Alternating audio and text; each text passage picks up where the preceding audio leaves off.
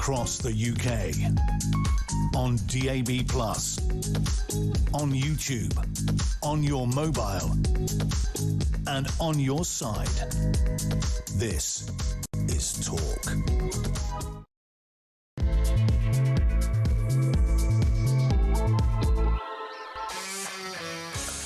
There you are. Good afternoon and welcome to Drive Time right here on Talk. I'm Kevin O'Sullivan and I'll be your host for 3 electric hours of news, views and topical debate. It is a massive news day. All the way to 7 o'clock. Get on the show. Get it off your chest. Get on the phone and call me on 0344 499 1000, or you can WhatsApp voice note me on the same number, and I promise to play your message out. It is Tuesday, July the 7th. Here's what's coming up. Political dynamite as Nigel Farage comes out fighting and detonates a survival strategy that has sent shockwaves reverberating through Westminster. Not waiting for the parliamentary mandarins to sit in judgment on his financial affairs, but suddenly resigning as Clacton MP and triggering a by-election which Reform is vowing to win with an increased majority, as damaging allegations continue about his £5 million gift from crypto billionaire Christopher Harborne and donations from convicted fraudster George Cottrell. Has Farage done enough to save himself and the wider Reform UK project? As the establishment takes bites out of him, is Nigel poised to bite them back in style? 0344 499 1000. Expert guests and analysis throughout the show. Join the debate. 0344 499 1000. In other news, a crushing blow for Prince Harry and his celebrity chums, Elton John, Elizabeth Hurley and all the usual suspects, as their case against the Daily Mail newspaper group is dismissed in full. Dramatically, totally dismissed. Harry and the likes of Elton John and Liz Hurley are told in no uncertain fashion that they have comprehensively failed to prove that male journalists used illegal methods to stalk them in pursuit of stories. For Harry and his pretensions to be the courageous David slaying the evil dragon of the press, a humiliating verdict, delivering the worst possible start to his chaotic visit to Britain. He's learned a lesson. The dim Duke has learned a lesson. If you are going to make serious allegations about newspapers and journalists, you have to have the evidence to prove it. Harry didn't. I'll get the view of his biographer, Angela Levin, later in the show. Pretty much those are the 2 big stories. There's a few other matters we have to discuss, but essentially all that and so much more. So don't go anywhere. Stick with me right here, right now on Talk, the home of free speech and common sense. Let's spend Tuesday afternoon together. And I got the man of the moment waiting to come onto the show. He is the great editor-at-large for The Sun newspaper, Harry Cole. Welcome, Harry. Afternoon. Nice quiet day over there, right? Yeah, not much going on, mate. Not much going on at all. Before we talk, Harry, let's take a listen to what Nigel Farage had to say earlier. Today, I will resign as a Member of Parliament for Clacton-on-Sea, thereby forcing a by-election, which would happen, I hope, in short order. No, I've decided that the people of Clacton should be the judges of my actions. This will be a people versus the establishment by-election. It's a chance to stick 2 fingers up to the entire establishment, to frankly tell them where to go. So, Harry, I think it's a bold strategy. I think it's a brilliant strategy, and it poses an intriguing question. Will Farage be essentially forgiven for that £5 million gift he got from crypto billionaire Christopher Harborne. All very well to say, well, you know, was it within the 12 months before him becoming an MP? That isn't what's exorcising people around Britain. They just don't like the idea of somebody getting £5 million for nothing. The British people don't particularly enjoy other people getting rich. That's Nigel's problem there. Plus, he's got his problems with crypto millionaire George Cottrell, a convicted fraudster who allegedly also donated money to Farage in the run-up to the 24 election. He's got that on the cards as well. He's basically headed all that off at the pass and say, I'm not going to wait for the Parliamentary Standards Committee. I'm going to call a by-election now, and you can vote on me and what I stand for and everything you know about me. And if I win this, I win. Is that a good strategy? Will that work for him, in your expert opinion? Well, we interviewed Nigel Farage, about 3 or 4 weeks ago now, and he made a very bold claim that the people of Clacton don't care about any of this. They stop him in the street and say, good on you, you made a few quid, so what?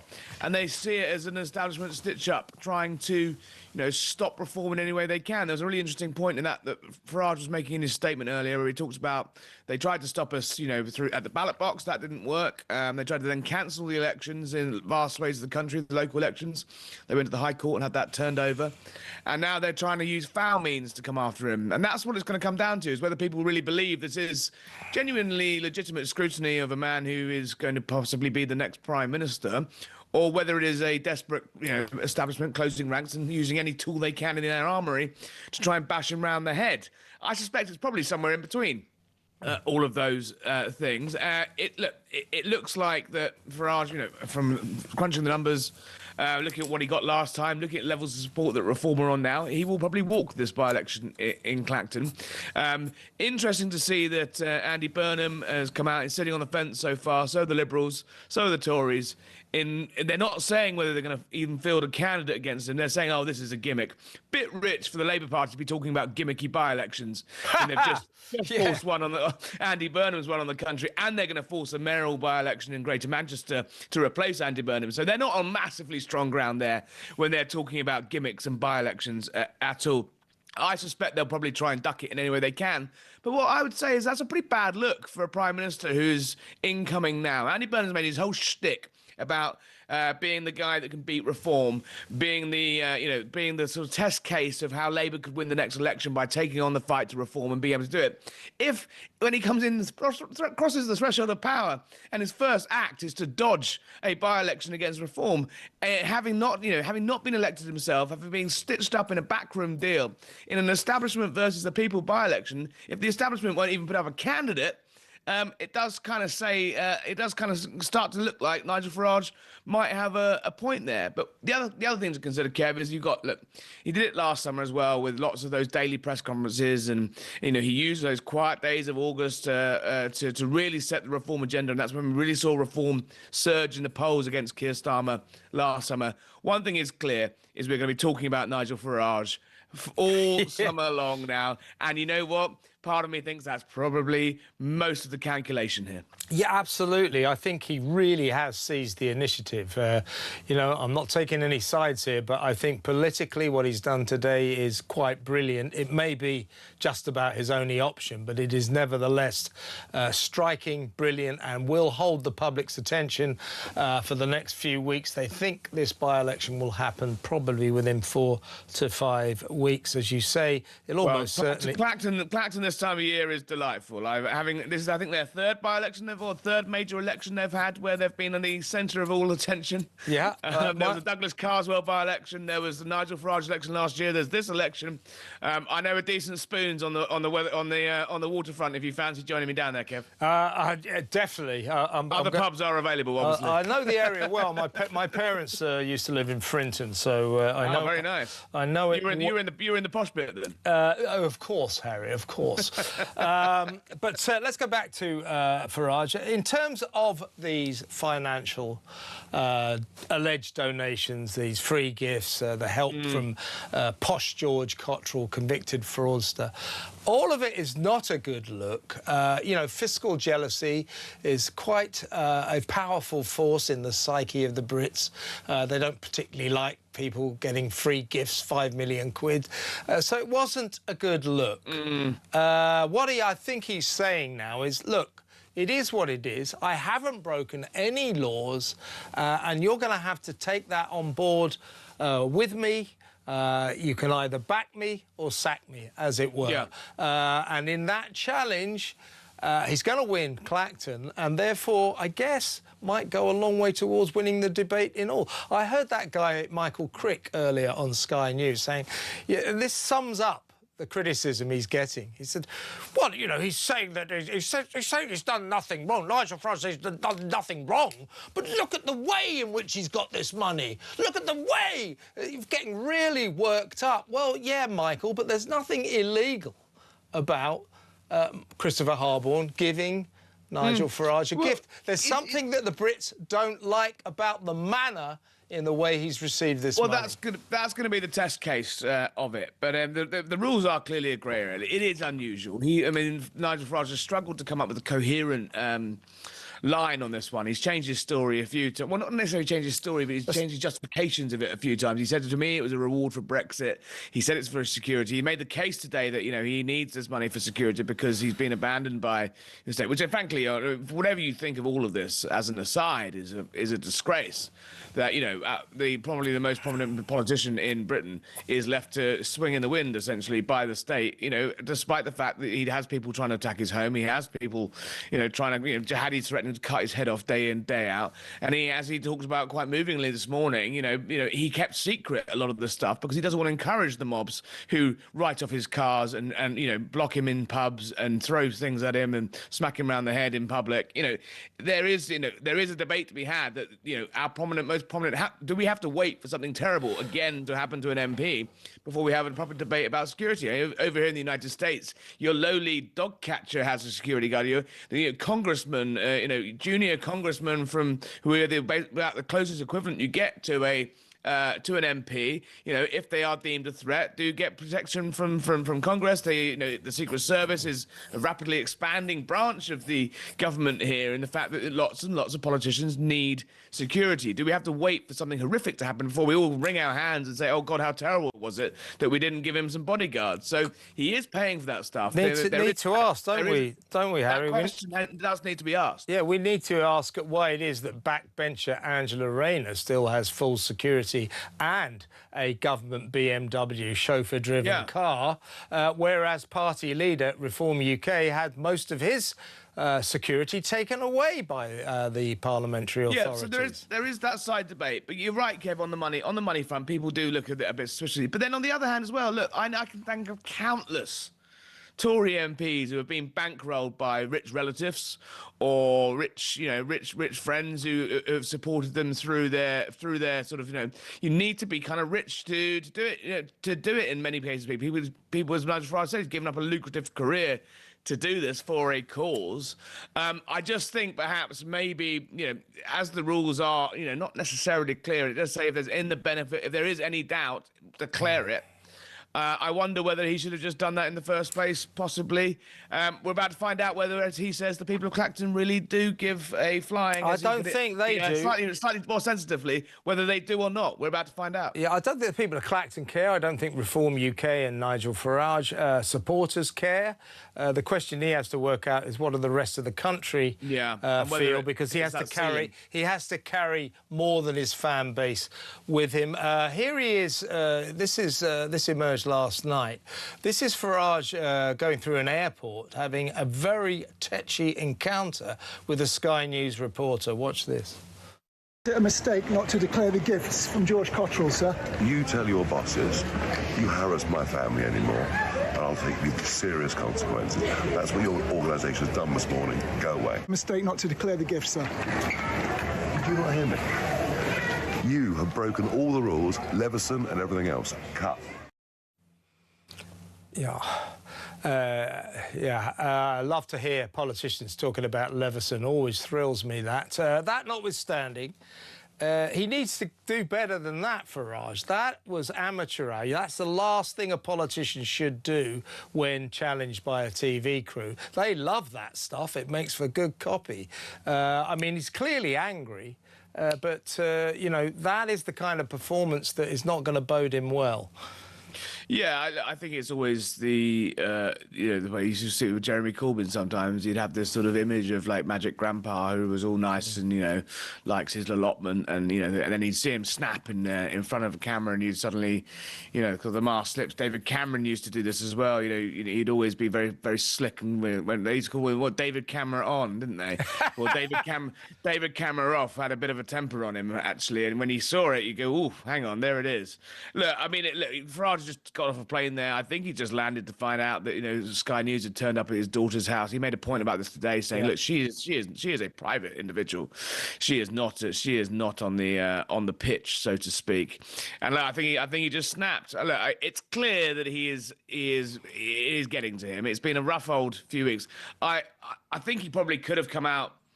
If he was this confident in it that he's done nothing wrong, he maybe should have come out a couple of weeks ago and just done one of his sort of press conference, Trump style almost, where he just takes every single question in the room and just keeps taking the questions until the press are exhausted over it. He's done that before in the past.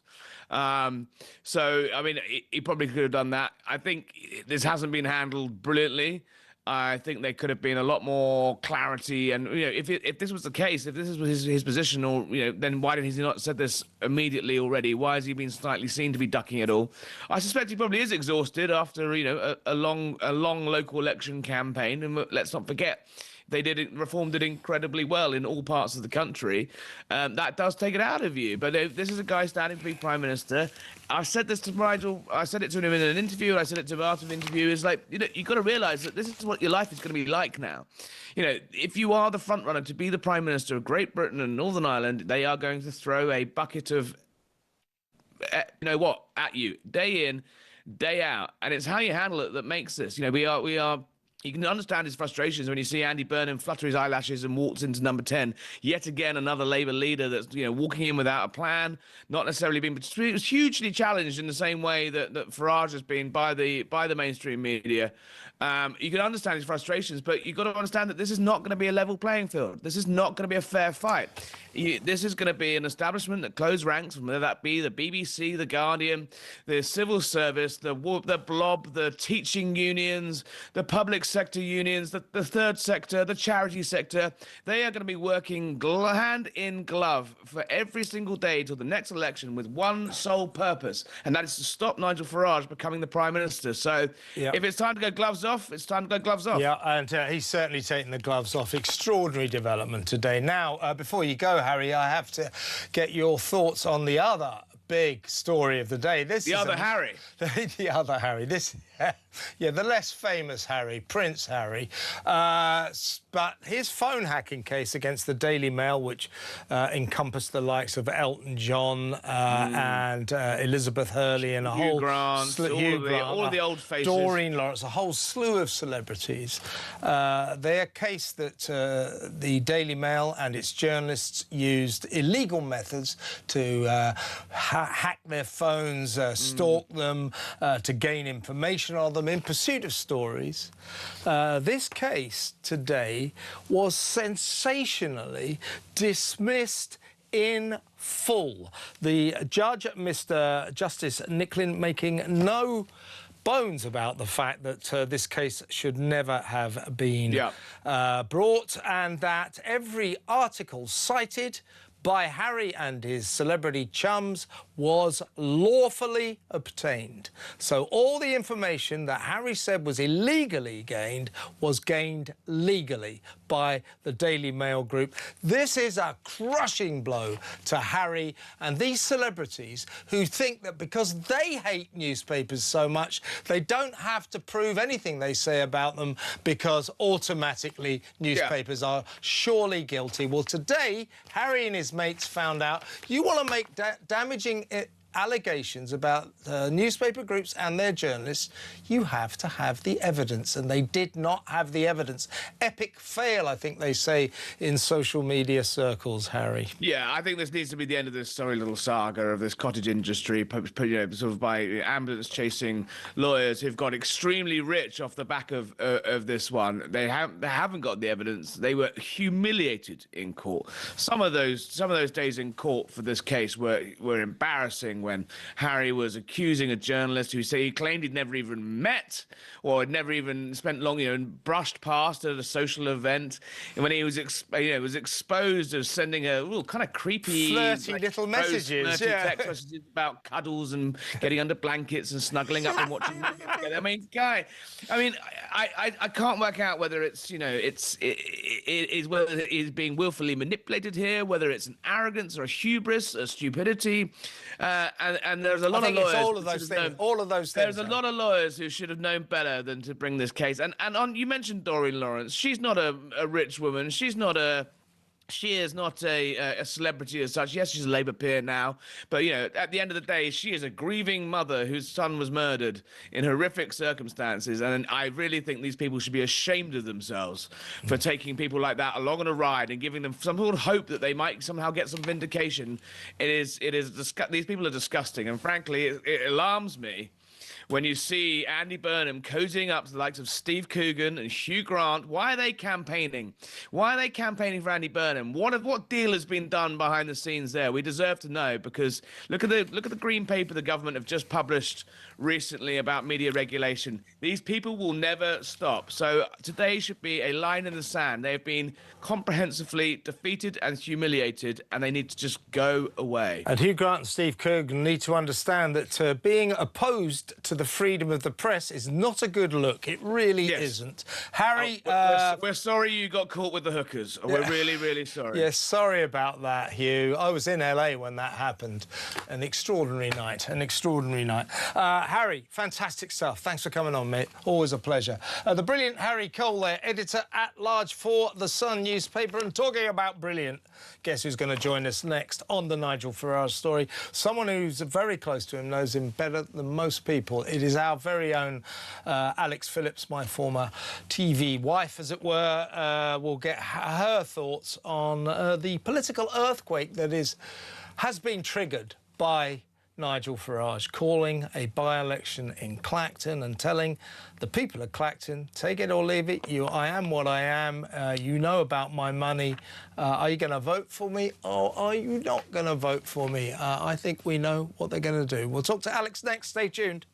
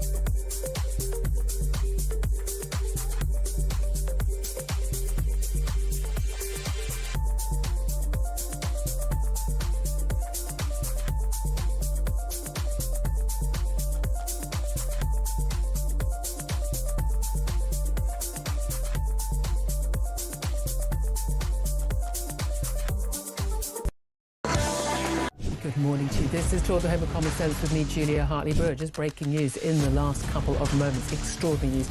Not just that the police have arrived at the Sandringham estate where Prince Andrew, as was now Andrew Mountbatten Windsor, is currently living since being thrown out of the Windsor estate. The police have arrested Andrew Mountbatten, Windsor. It's an extraordinary, extraordinary revelation. And certainly what's been contained in the Epstein files was released in the last few weeks. It's his 66th birthday today.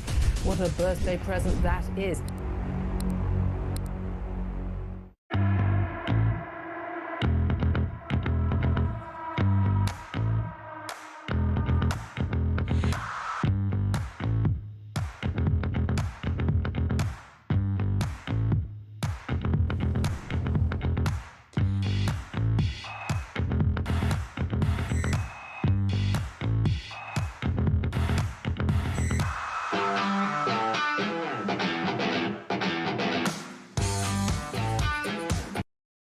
Across the UK, on DAB+, on YouTube, on your mobile, and on your side. This is Talk. Right, Nigel Farage has detonated a political bomb today, declaring that he will resign as MP for Clacton in Essex and stand again in a by-election.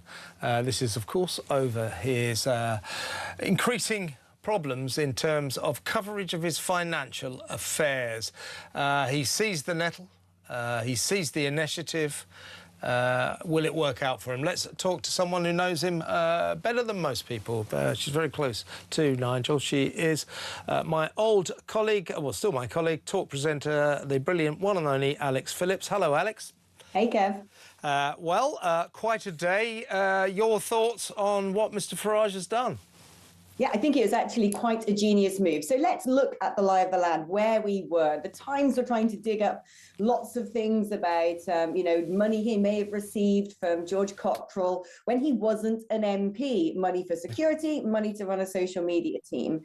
My understanding is that he actually did speak with the parliamentary authorities when he was first elected about what needed to be declared and what didn't. But I think it seems to me that he believes there was a witch hunt against him with the end aim, essentially, of forcing a by-election in Clacton, but forcing a by-election in Clacton with enough time for the Conservative Party to prepare a battleground, but also, of course, for the Conservative Party to help Restore Britain prepare their case in order to try and squeeze Nigel out and prevent him from being re-elected.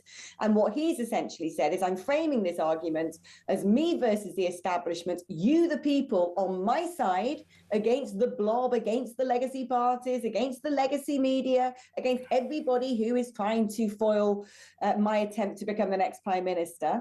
And it's going to be on my terms and my timetable. And I think it was a very brave move. I think it was a very clever move. And I think that if you currently look at betting odds, he should win his own seat back. And it should hopefully, at least for now, put an end to this whole furore. Keir Starmer is dismissing what Nigel has done as a stunt. Well done, Keir. It is exactly that, but it is a brilliant stunt, I would suggest.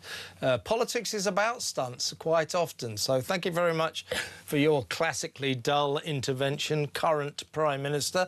Rupert Lowe from Restore Britain says that he will not field a candidate in this by-election, but if the Parliamentary Standards Committee find Nigel guilty of breaking the rules and that triggers another by-election, he will field a candidate in that.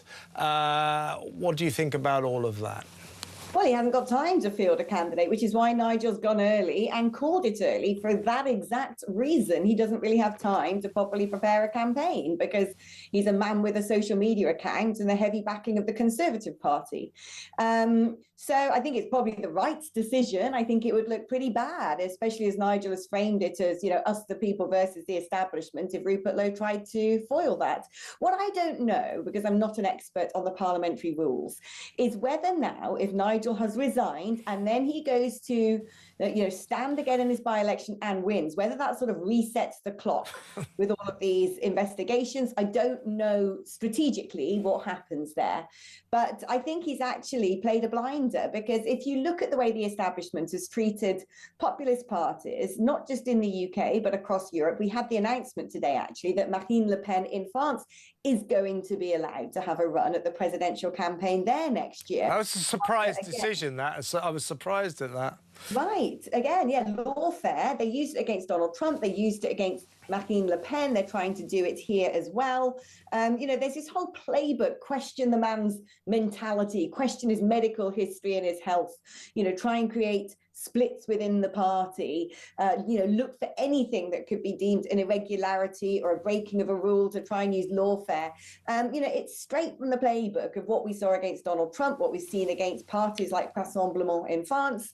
And yet it's the left wing who are the ones who, and Nigel brought this up in his speech, who actively cancel elections, change the nature of the plebiscite, completely rewrite the rules for people going to the ballot, giving votes to 16-year-olds, redrawing constitutions, constituencies. So, they don't play by the rules. They just completely reinvent the rules. And I think what he's done is tactical, it's brave. And you know what? Watching it today, when I heard he was going to make an announcement at 2:00, my first thought was, oh gosh, I hope this isn't, I hope he's not throwing in the towel. Yeah, of course, we all thought perhaps he would resign. It's very unlike him. I don't think he would.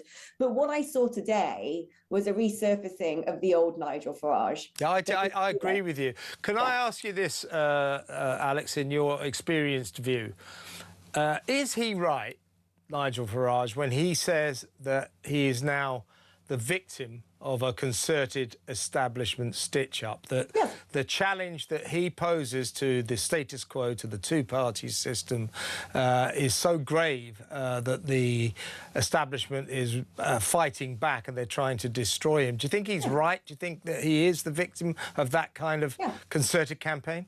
Absolutely, 100%. I actually wrote an article a couple of years ago when he first came back saying, wait for these things to happen. And I laid out all the things that they would do to try and make sure that he didn't become the next prime minister. And this stuff was on the list because it's so predictable. It's straight from the playbook.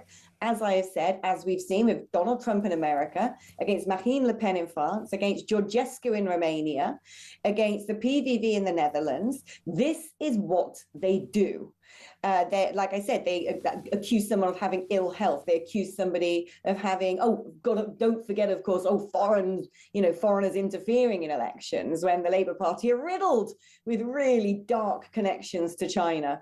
But it is just straight from the establishment playbook. It was so predictable. And the thing is, they don't play fair. They play to win. They play to destroy. And what Nigel has done is essentially pulled the rug from under their feet and said, all right, you want to play this game? Let's play it. My rules. I'll go first.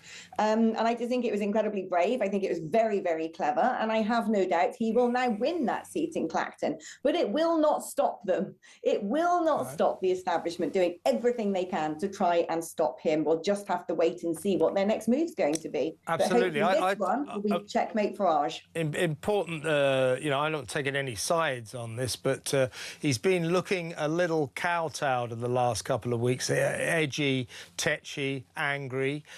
And in that speech today, I thought he got his mojo back. And I think that could prove very important. The Reform UK needs Nigel Farage firing on all cylinders.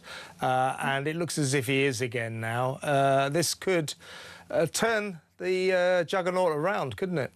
Absolutely. And, it's funny, everyone's saying, oh, doesn't he look tired? Doesn't he look tetchy? Again, it's sort of this misinformation, this messaging they're putting out, questioning his fitness and his health. He's a 63-year-old man, for crying out loud. He's fine. He likes a cigarette, but otherwise he's in pretty rude health. And wouldn't you be tetchy if one of your children had been doorstepped by journalists, living at what should be a confidential address? Wouldn't you be tetchy if you're waking up, sacrificing day and night to try and save this country from going over the precipice, and everything, the whole muscularity of the machine that has ground this country for decades now, is throwing everything it can to try and demonize you, to stop you, removing your security, hoping that someone might attack you? It is not a fun existence. Not many people would have the skin or the stomach to go into frontline politics and to be as outspoken as Nigel Farage. And in many respects, he's gotten used to it. He's been doing it for 3 decades. But wouldn't you be a bit fed up? No, No, I totally understand his fury. You know, people it's quite right. His family should not be subjected to the rigours of press scrutiny. It's not their fault that he's Nigel Farage. I totally agree. I understand why he's angry, but I do think today the dial got changed extremely significantly. Fantastic to talk to you, Alex. Thank you so much. Alex Phillips, their talk presenter, with her view on her close friend, Nigel Farage. What do you think about what he's done today? Let me know. 03444 99 1000. Do you care about his money? Do you care about his free gift from Christopher Harborne, the crypto billionaire based in Thailand? Do you care whether or not he took money from a convicted fraudster, George Cottrell, which I believe is not against the law? George Cottrell has paid his debt to society and all that. Do you care about all that? 03444 99 1000. Let's go to break. When we come back, we'll talk to the chief political writer at Spiked Online, the excellent Brendan O'Neill. Stay tuned.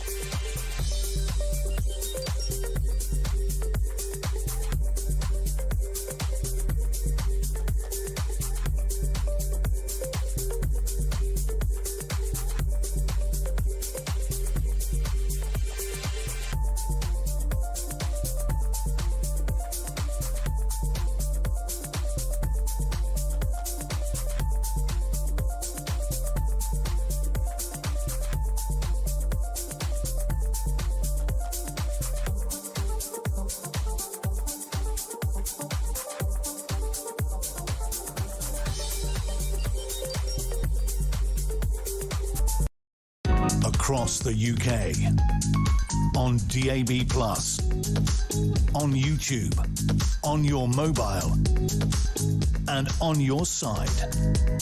This is Talk. Welcome back. Now, let's go straight... Well, let's listen to it. We're going to go over to Brendan O'Neill in just a second, but we've got a voice note from Lee on Nigel Farage. Let's see what he thinks. I'm absolutely fuming. Poor Nigel. Other MPs that have took stuff and not declared it, what happened to them? Nigel's been hounded, and I mean hounded. I'll support him. So he got 5 million quid off somebody, yeah, before he became an MP. Whose business is it? Why is it our business? To be honest with you, the guy's brilliant in my opinion, and he's absolutely been nailed to the cross. What about Starmer and Lord Alley? Where's the outcome of that? Well, there was a lot of fury over that. The point is, this is what happens to politicians. Yeah, he's getting stitched up. Yeah, they're ganging up on him. But this is what happens. Get used to it. You can't say, oh, he's being stitched up. So what? That doesn't move the dial at all. The question is how does he handle it? Let's go over to my next guest. He is the brilliant chief political writer at Spiked Online, Brendan O'Neill. Welcome, Brendan. Hi, Kevin. How's it going? All right. Well, I do want to talk about that other issue that you and I are both energised by, which is the case of the alleged anti-white racism by a copper in Birmingham. We'll get to that in a little while. Robert Jenrick is taking that up big style in Parliament as we speak. But obviously, events, dear boy, something has happened today, and I need to get your thoughts. Nigel Farage, his dramatic action today, resigning, saying vote me back in as Clacton MP or don't, basically saying to the establishment, you're out to get me, right, let's have a fight. What do you make of it all? You know what? I think Farage has played a blinder here. He really has. He's laid down the gauntlet to the media classes. He's basically robbed them of their power, because I think he's absolutely right that they want to hound him from public life. And the reason they want to hound him from public life is not because he may or may not have got some dodgy donations. It's because he says what ordinary people are thinking. As he said in his press conference today, they hate him because he gives voice to the consensus view amongst ordinary British people. And they want him out of public life for that. They want him out of public life because he's a populist, because he's a Brexiteer, because the media establishment don't like people like him. And he's laid down the gauntlet. He's basically said, well, I'm going to take that power away from you, that power to determine my fate, and I'm going to give it back to ordinary people. I'm going to give it back to the people of Clacton. So I think this by-election will also be an election about the media and about the power of the media and about the media establishment. And he's really empowered ordinary people to say a massive screw you to those people who want to drive populists out of public life. So I think it's a really clever move. And do you agree with Nigel Farage that he is now, or has become in the last few weeks, the victim of a concerted establishment campaign to basically stitch him up? He's challenging the status quo. We don't like that. Let's undermine him. Do you think he's right, or is he being paranoid?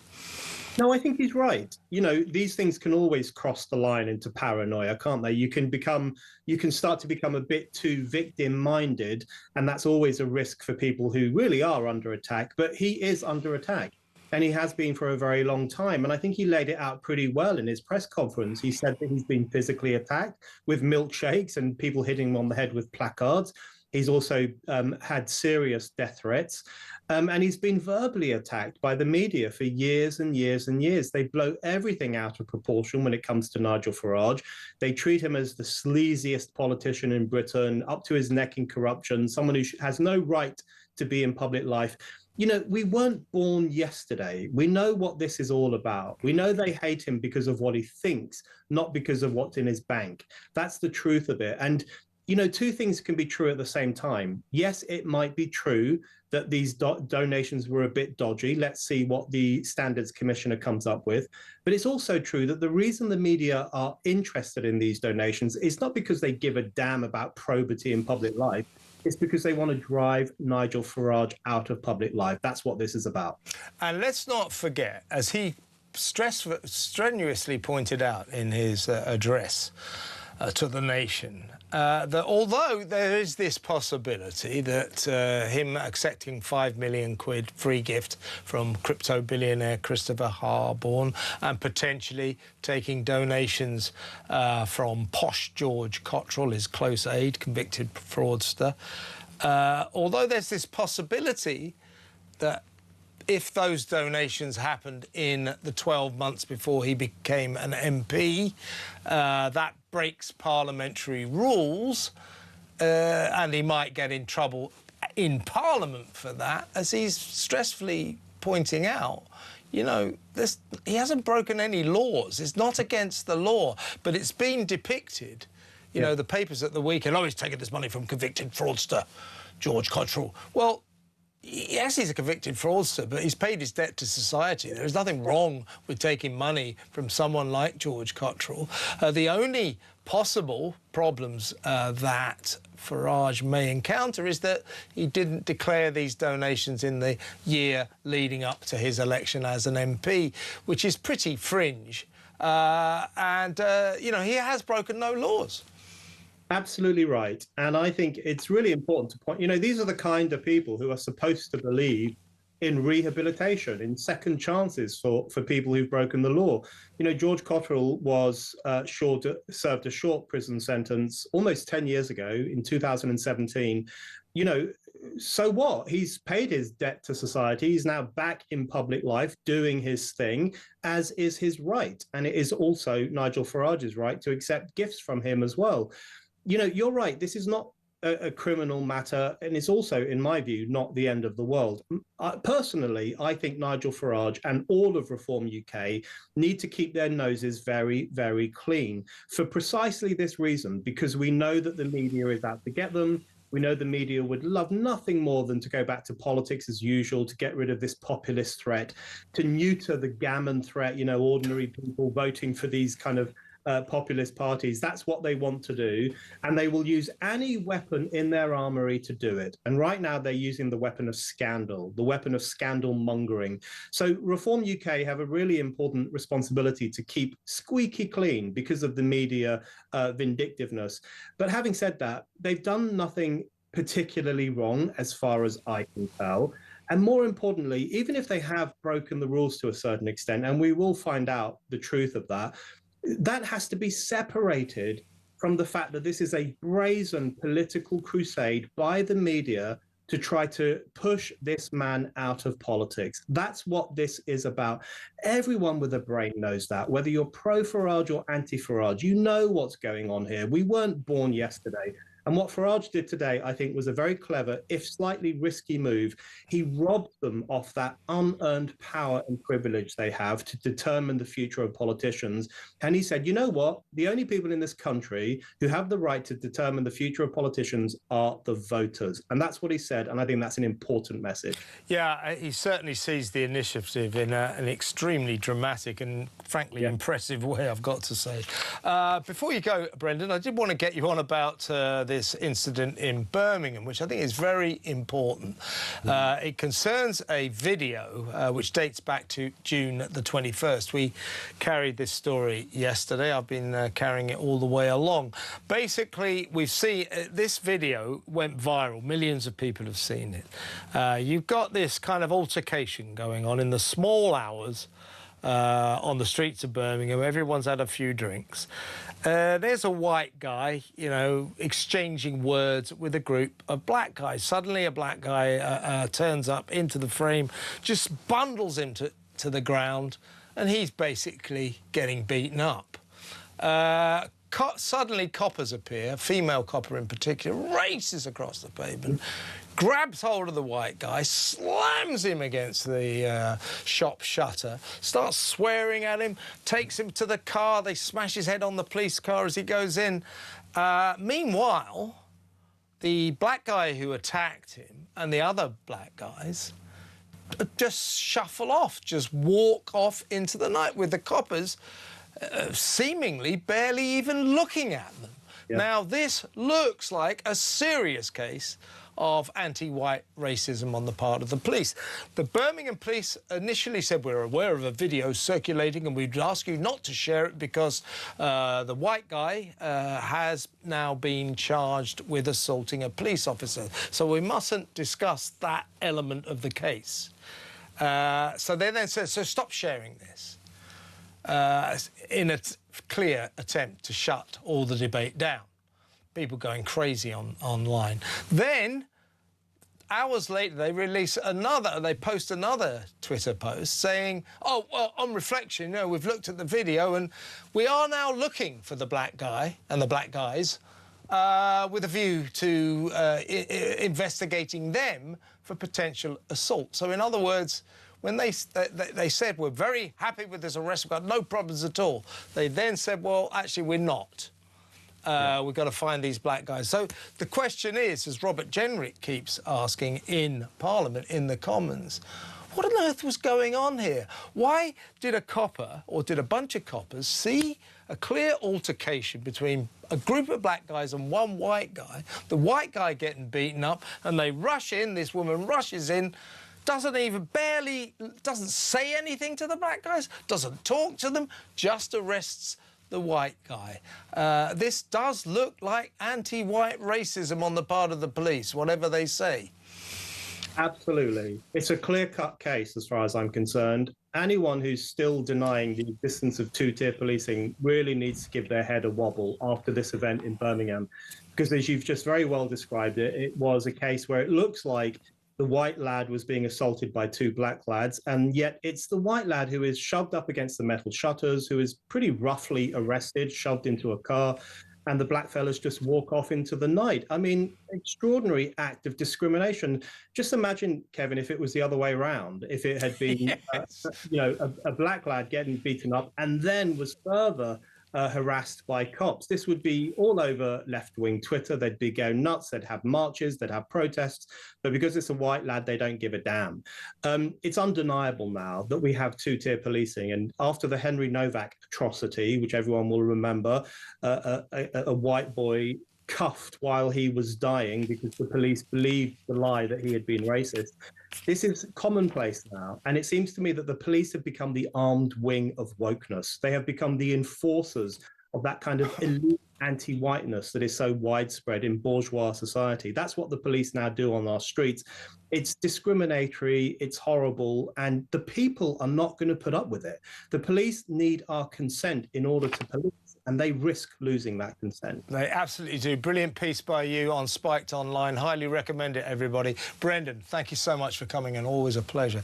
The brilliant Brendan O'Neill, their chief political writer at Spiked Online. We're going straight to break now. When we come, we're going to be joined by Prince Harry's biographer, Angela Levin, to discuss this terrible verdict that the Prince and his celebrity chums have just received in terms of their case against the Daily Mail and its journalists. Their case has been dismissed in full, pretty damn contemptuously by the judge. We'll talk to Angela next. Stay tuned.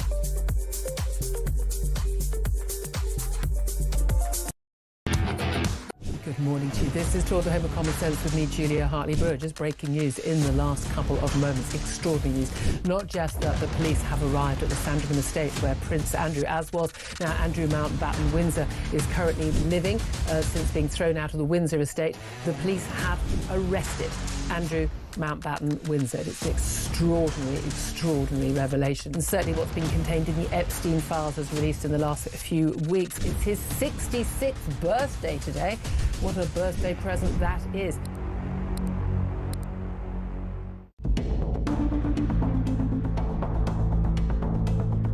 For over 20 years now, I have been subject to constant demonisation by the press. For daring to be outside the consensual view on many issues, I've been attacked again and again. And I am the most physically... Across the UK, on DAB+, on YouTube, on your mobile, and on your side. This is Talk. Welcome back. Let's go straight over to Prince Harry's biographer, Angela Levin. Welcome, Angela. Hello, thank you. Thank you for joining us. What an extraordinary verdict in this long-running case that Prince Harry and his celebrity friends, including Elton John and Elizabeth Hurley, have been waging against the Daily Mail group of newspapers, saying that a whole slew of stories that appeared in those papers were obtained using illegal methods, phone hacking, detectives getting dodgy information using unlawful methods, and so on and so forth. The judge today, Mr. Justice Nicklin, has dismissed Harry and his mates' case in full, saying that they had not a jot of evidence to prove that any of these stories were obtained unlawfully. Can you think, Angela, of a worse way for Prince Harry to start his controversial visit to Britain? Yes, absolutely. But he never believed it. I did, because I was working at the Mail at that time, and we weren't allowed to do anything wrong there. And we were, very, very looked over. But Harry had to do it. And I just saw something I read before, which was that his wife, Meghan, absolutely hated the Mail. Now, poor boy, he has to do everything that Meghan wants for him. He tries his best, but this is ridiculous, and he's going to owe the court £50 million. £50 million, that's what he spent on this case? Yes. That's ridiculous. I mean, what is wrong with this guy? He styles himself as the courageous David taking on the evil dragon of the media, of those awful newspapers. And I'll tell you what he and all his celebrity chums think. They think that because they hate newspapers so much, they can say what the hell they like about newspapers like the Mail and its journalists, and they don't have to prove it. Well, today they discovered they do have to prove it. They had no evidence for this, these outrageous allegations against the Mail, and Harry has been utterly humiliated today, and he deserves it. Baroness Lawrence, she was the mother of the boy of 18, Stephen. And he persuaded her to put some money in the bag, and this is what had happened to them. And she decided, if you remember, that Paul Dacre, the head of the newspaper, he actually absolutely worked incredibly hard and he got murderers on the front, risking his own way of going home, getting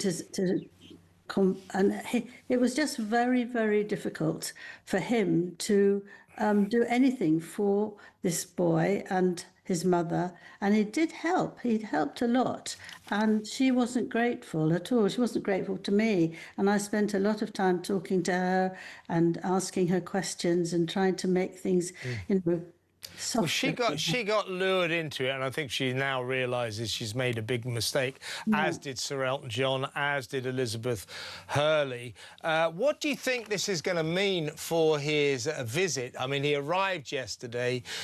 We still don't know where he's staying. The King obviously has lost it, has had enough of him, and just said, you can't stay at Buckingham Palace anymore, and if you don't bring your grandkids for me to see, I don't want to see you. What do you think this will mean for his visit? My guess, Angela, is tetchily and sulkily he will now say effectively to the King, right, I'm not bringing Meghan and I'm not bringing the kids, so there. That's what I think will now happen. What do you think? I think that's right, because he made the King look very low and hopeless, and he absolutely in the end got fed up that he was behaving so badly towards him. He kept saying, he wanted to get back and see his father. He needed it so badly, and he'd take the children. He wants to see them. But then when he's got the opportunity, he's very rude to his father. Who could bear to have the whole, everybody hearing someone saying that you're hopeless? It's really disgusting, and I think that it will be very difficult for them to get back together. Yeah, I mean, my hunch now is, you know what Harry's like? I wouldn't put it past him in the next few hours to release one of his tetchy statements, to give a tetchy interview to the BBC or someone like he did last time he lost the court case. He's going to do an interview this afternoon. There we go, yeah. And he'll make it worse. He'll criticise his father, he'll criticise the newspaper editor and all that sort of thing, because he can't break away from what is law and what is normal. Yeah, he doesn't get it, does he? He never did understand that, and he thinks that villains are such newspapers are such villains that they can't possibly win a case. Well, you need evidence, Harry, and you didn't have any. This is embarrassing for him, humiliating defeat. The Daily Mail, a great day for the Daily Mail and its journalists, who are, as you know, Angela, are honest and decent people. They didn't deserve what Harry said good about them. Angela, great to have you on the show. Thank you very, very much. Good to speak to you. Angela Levin there. Next up, Sarah Pochin. Stay where you are.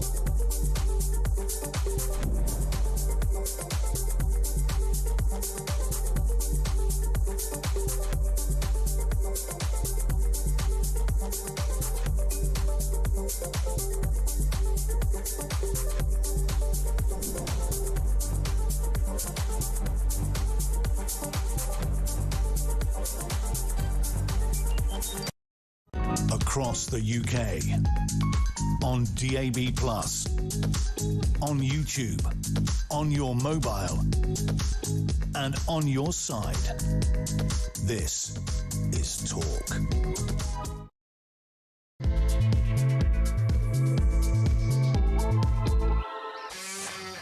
Welcome back. Well, this is a big day for Reform UK, big day for Nigel Farage, but we thought it might be interesting to get the response from another very big noise in the Reform movement. She is, of course, the Reform UK MP for Runcorn and Helsby, Sarah Pochin. Now, welcome, Sarah. Thank you for joining us. Good afternoon, Kevin. Lovely to be here. Well, let me play you a couple of clips first to sort of set the scene. This is Nigel earlier addressing the nation and seizing the initiative drastically and dramatically and saying he's stepping down as MP for Clacton. Let's have a look at this. Thought about it hard, and I've decided today I will resign as a Member of Parliament for Clacton-on-Sea, thereby forcing a by-election, which should happen, I hope, in short order. No, I've decided that the people of Clacton should be the judges of my actions. This will be a people versus the establishment by-election. It's a chance to stick two fingers up to the entire establishment, to frankly tell them where to go. Well, Sarah, speaking of the establishment, here is the response of our current Prime Minister, Keir Starmer. This is a desperate stunt from Nigel Farage, and it's obvious why he's doing it. He is up to his neck in sleaze. Politics should be about improving the lives of millions of people, not about personal gain, not about hiding dodgy donations, and I think the public will see this for exactly what it is. I wonder, Sarah, as Keir Starmer says that, if he's wearing one of those free suits that his mate Lord Ali likes to give to him. So, talking of sleaze, you know, pot, kettle, black, etc.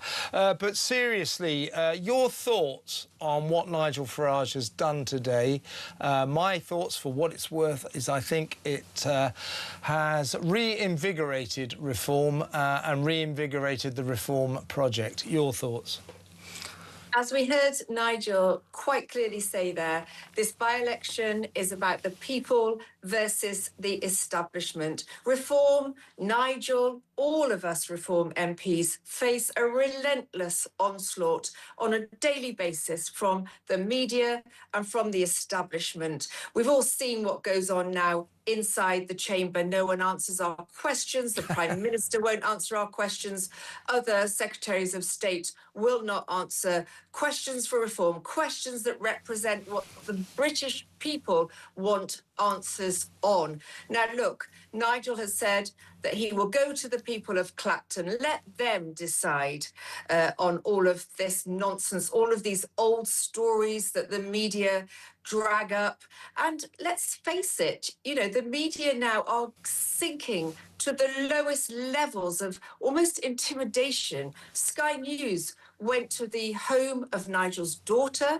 They then lied and said they hadn't, but were caught on CCTV, so we know that they lied. This is the depths of dirt now that the media are prepared to go to bring down reform. Yeah, exactly right, Sarah. I mean, I think he'll win this by-election, but there is this sort of bizarre prospect of this chronology happening. And that is that Nigel Farage has, if I may say so, brilliantly seized the initiative today. Said, you know, you are not going to sit in judgment of my future. You know, he's saying that to the Westminster establishment. The people of Clacton will sit in judgment about my future.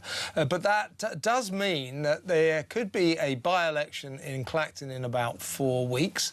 In the meantime, the Parliamentary Standards Committee may or may not find Nigel guilty of breaking their rules in terms of taking donations in the 12 months before he came an MP, allegedly.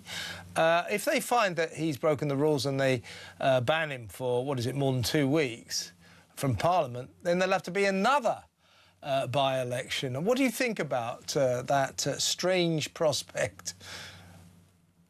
Well, look, what Nigel is clearly saying is let the people judge me.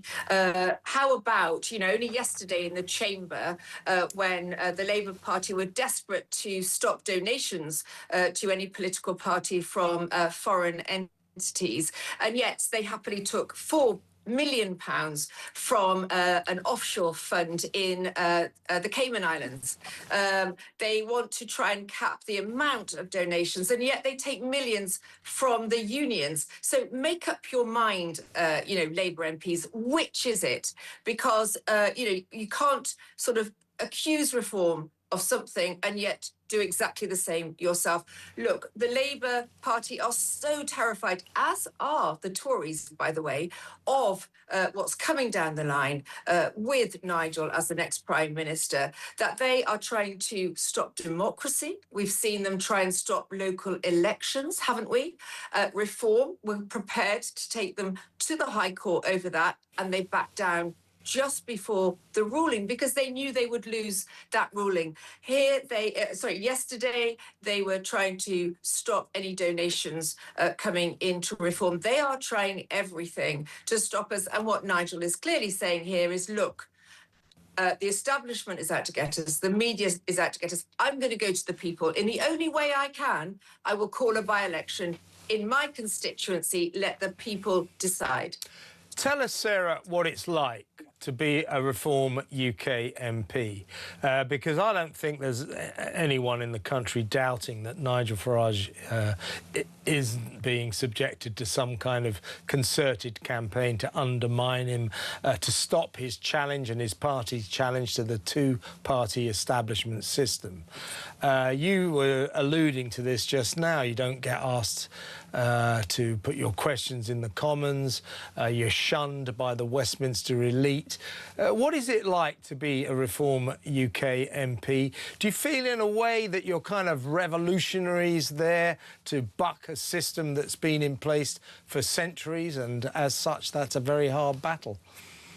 What we are is a group of, I think, extremely capable members of Parliament. We are prepared to raise the issues that other people will not raise.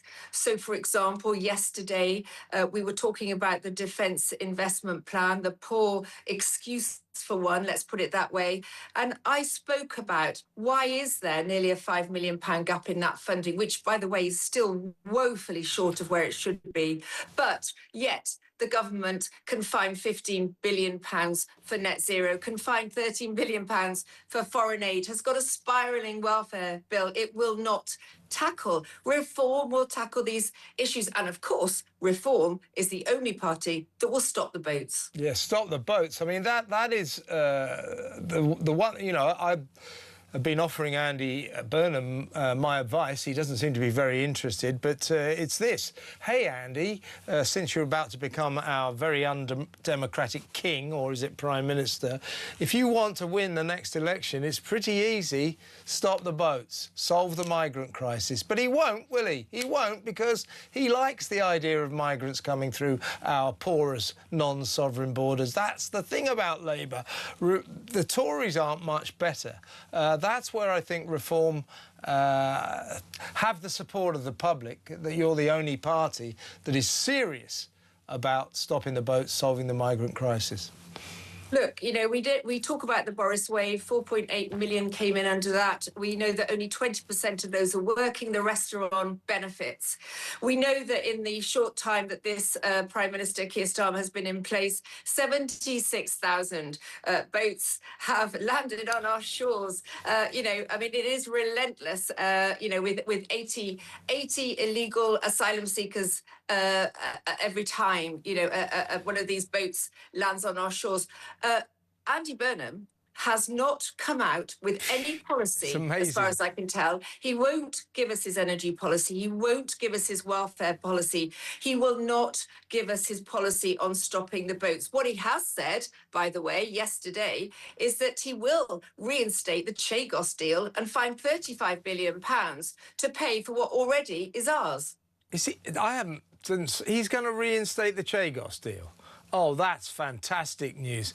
My God. I mean, what's interesting about this, Sarah, I know you've got to go in a second, but last kind of point, really.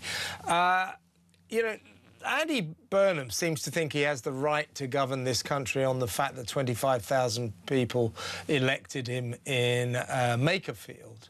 So one by-election gives him the right to be Prime Minister. So he can't really turn round to Nigel Farage and say, stop playing politics with a by-election in Clacton, can he? I mean, he's going to be hoisted by his own petard.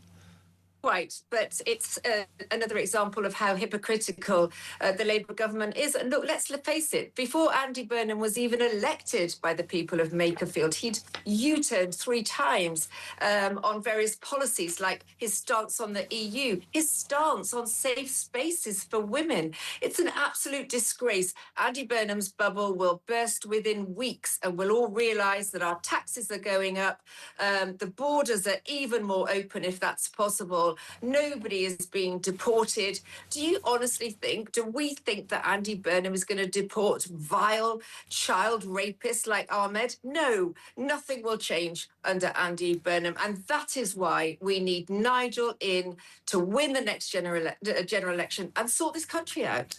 Well, Sarah, in parting, I say I only disagree with you on one point there. You say the Andy Burnham bubble might burst in weeks. I say it'll burst in days. I really do. I didn't know about the Chagos deal. This is not looking at all good. But fantastic to have you on the show, as always, Sarah. Thank you very much. Sarah Poach in there, Reform UK MP for Runcorn and Helsby.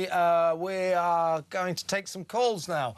Let's go to the phones and let's talk to Herbie in Harrow. Herbie, hello, mate. What do you think about what Farage has done today? Oh, brilliant. Absolutely brilliant. Well, he's damned if he does and damned if he doesn't, I'm afraid. You know, I think he's made the right move. He's going to say to the people, if you trust me and you believe in me, then vote for me. It's as simple as that.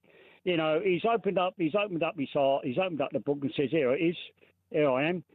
I've got nothing to hide. He said he's got nothing to hide. But when the press starts involving family members, that's when it becomes a little bit naughty. Yeah, it does. I mean, you know, it's not obviously the media should not hound or bother members of the families of politicians. But I do think they have to accept it's just part of the scenario. It's just what will happen. It will happen. And I think if you're going to be a prominent politician, you better learn to not be that tetchy about that sort of thing. And he was losing it. And I thought that he wasn't looking at all good for the last 2 or 3 weeks, but boy, oh boy, he's spectacularly regained the initiative today, hasn't he? Oh, Kevin, listen, if you're handed day and night, you know, and accusing you of this, look, politics is a dirty business. It is. You know, I've had my collar ruffled a few times and this, that and the other, and I just shrugged it off, you know, and get on with it. That's what you've got to do, and that's what Farage wasn't doing, but he's doing it now, I think. He dirty do. Look, I've always said, the very first time I went on television, and I went there, I forget what the programme was now, and I think it was regarding one of the Bank of England members, or had an affair on the boardroom table. Fun. And, what kind of a show was this? Sorry, you were saying over here. Go on. And I said, I'll come here to see the people of the halo and the white wings. You know what? I can't see anybody of the halo and white wings. Mm. You're right. You're right. But I mean, you know, he's stressing that he's broken no laws, and I think that's true. Right. He's only potentially, allegedly, may have broken parliamentary rules, which isn't the same as breaking the law. If he has broken those rules, there might be yet another by-election in Clacton. But do you think he's... I mean, it wasn't looking good before today. Do you think he's turned the ship around, Herbie? I think so. I really... Look, he spoke from the heart. And I think that I should go down there and support him in Clacton anyway. But then we're going to have the weirdos coming out, I'm afraid, a bit like we did in Macclesfield there, you know, all these leaflets that are going out, you know, denouncing Nigel this and Nigel that, and he's done this, he's done that, and he's this and he's that. As I said, they're so perfect. You know, I found righteous people, you know, up there in North. Oh, God, blimey, Kevin, the stunts they got up to. Yeah, well, this is going to be a dirty game. It really is. I don't think he'll have any trouble winning this by-election, and if there's another one, he will win that as well. But you're quite right, Herbie. It will be a filthy campaign, absolutely filthy. The establishment will continue to do everything it can to undermine Mr. Farage. Herbie, always good to talk to you. Great call, as always. Herbie from Harrow there. Let's talk to Andrew in Gloucester. Hello, Andrew. What do you make of Farage's speech today? Afternoon, Kevin. I thought, Kevin, it was a masterclass in how to be the next Prime Minister of Great Britain. He had a shirt, a tie, the Union Jack in the background. There was no singing the Smiths. He wasn't sat in the back of the taxi. Thank God for that. Thank God for that. He wasn't reading it off a bit of paper. He said it from the heart, Kevin. It was fantastic. Now, look, here's the thing, Andrew. Look, Nigel Farage, even... Oh, is Andrew gone? I think I've lost him there, haven't I? OK, we lost Andrew there. Let's go to Barry in Norwich. Hi, Barry. What do you think? What's your take on the Farage drama today? Well, I think that's a bold move, to do that. It certainly is. Yeah, and I think the people are voting back in. I think the people don't really care about £5 million. I don't agree with that. They care about it. The question is are they prepared to forgive him about that? They do care. People don't like seeing other people get rich like that with a free gift. They don't like it. It hasn't been good for him. It's a bad look. What he's saying to... he hasn't done... don't get me wrong, he hasn't broken the law or anything like that, but what he's saying to the people today is, yeah, I took that £5 million and you can like it or lump it. Vote for me or don't vote for me. So he's put the cat amongst the pigeons. But I don't think you want to run away with the idea people don't care about that £5 million. His fanboys and his fangirls don't care, but the rest of the people do. Can he be forgiven for that £5 million? What do you reckon?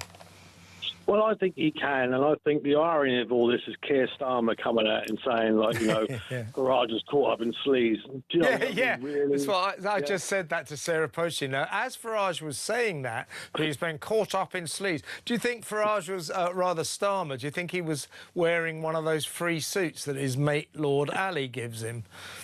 I mean, it's not the fact that the Lord Ali gave him. The Lord Ali even dressed his wife. I mean, you know, come on. Yeah. Victoria Sponger, she gained that nickname for that. Yeah.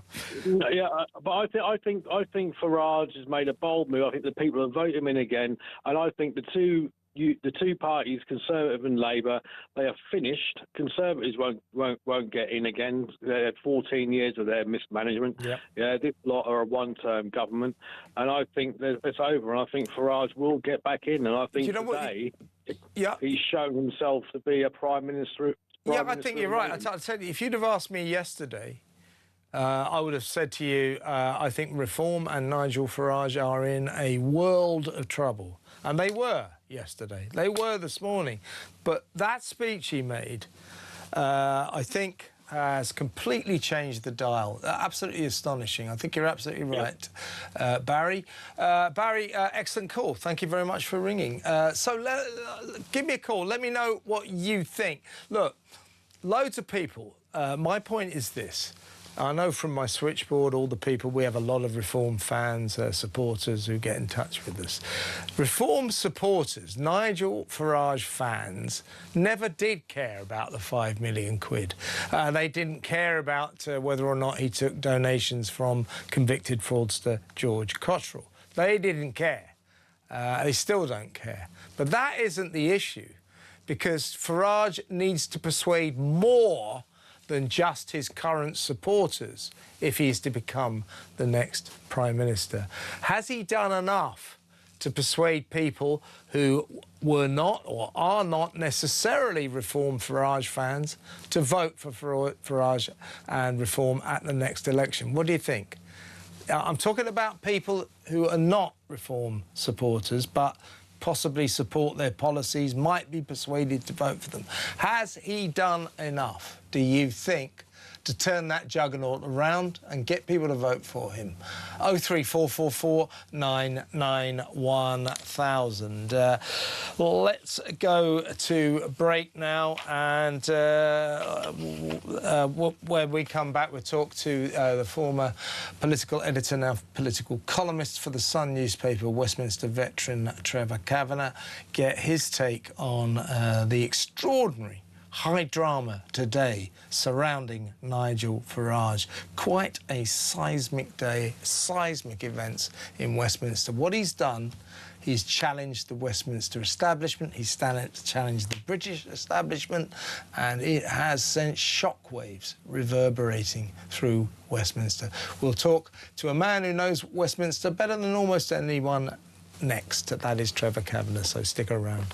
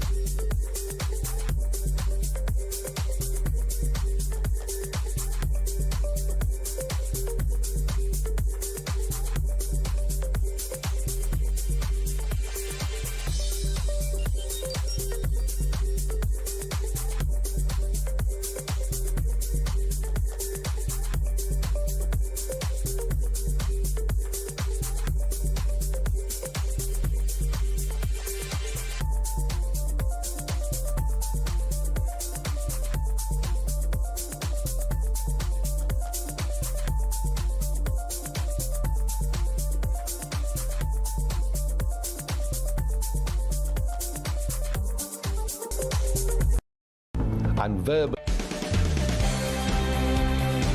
I'm Mark Dolan. Join me every weekend from 6 a.m. for the stories that matter to you. We talk politics, we talk news, we talk entertainment, we talk about everything that affects your life. There's only one place to start your weekend, the home of common sense. Talk Breakfast on Talk. 6 a.m. to 10 a.m. every Friday, Saturday and Sunday here on the home of common sense.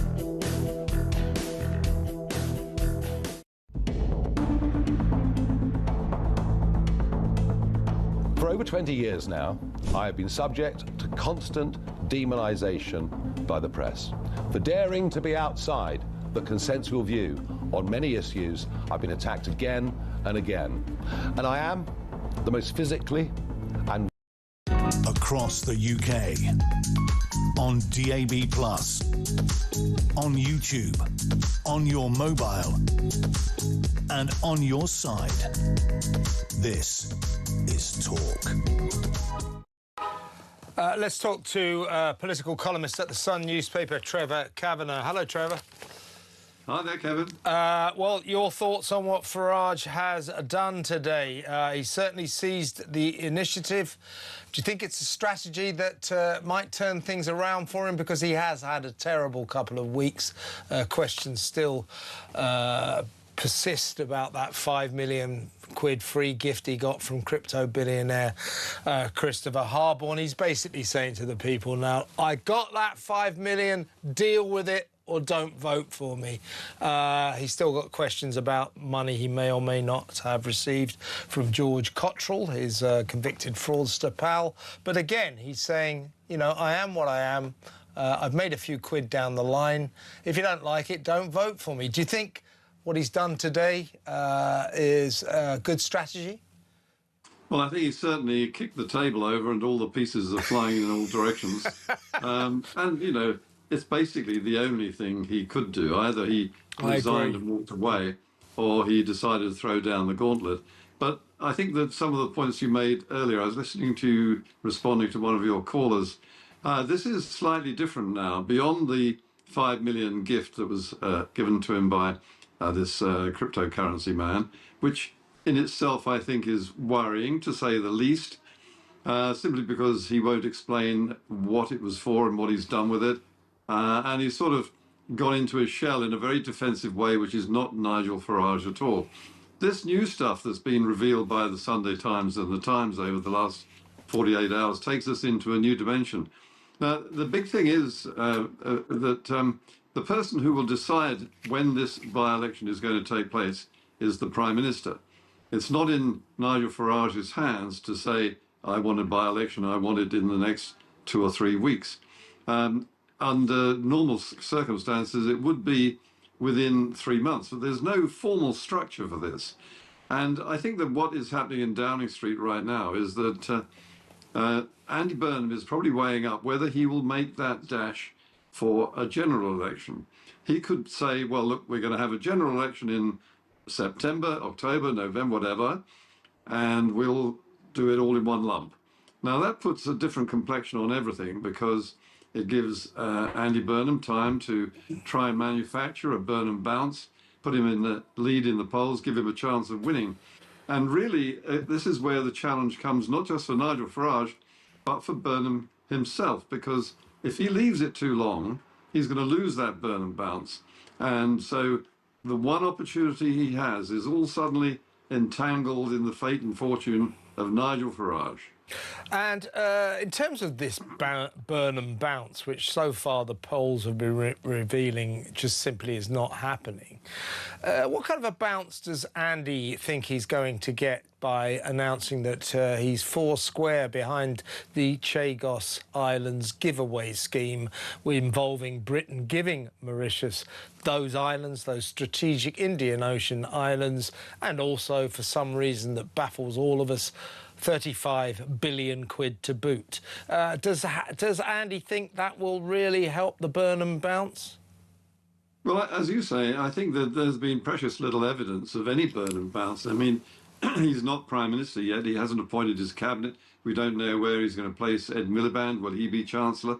All of these things will have an impact on the way that this new pretender is perceived by the general voting public over the coming weeks and months.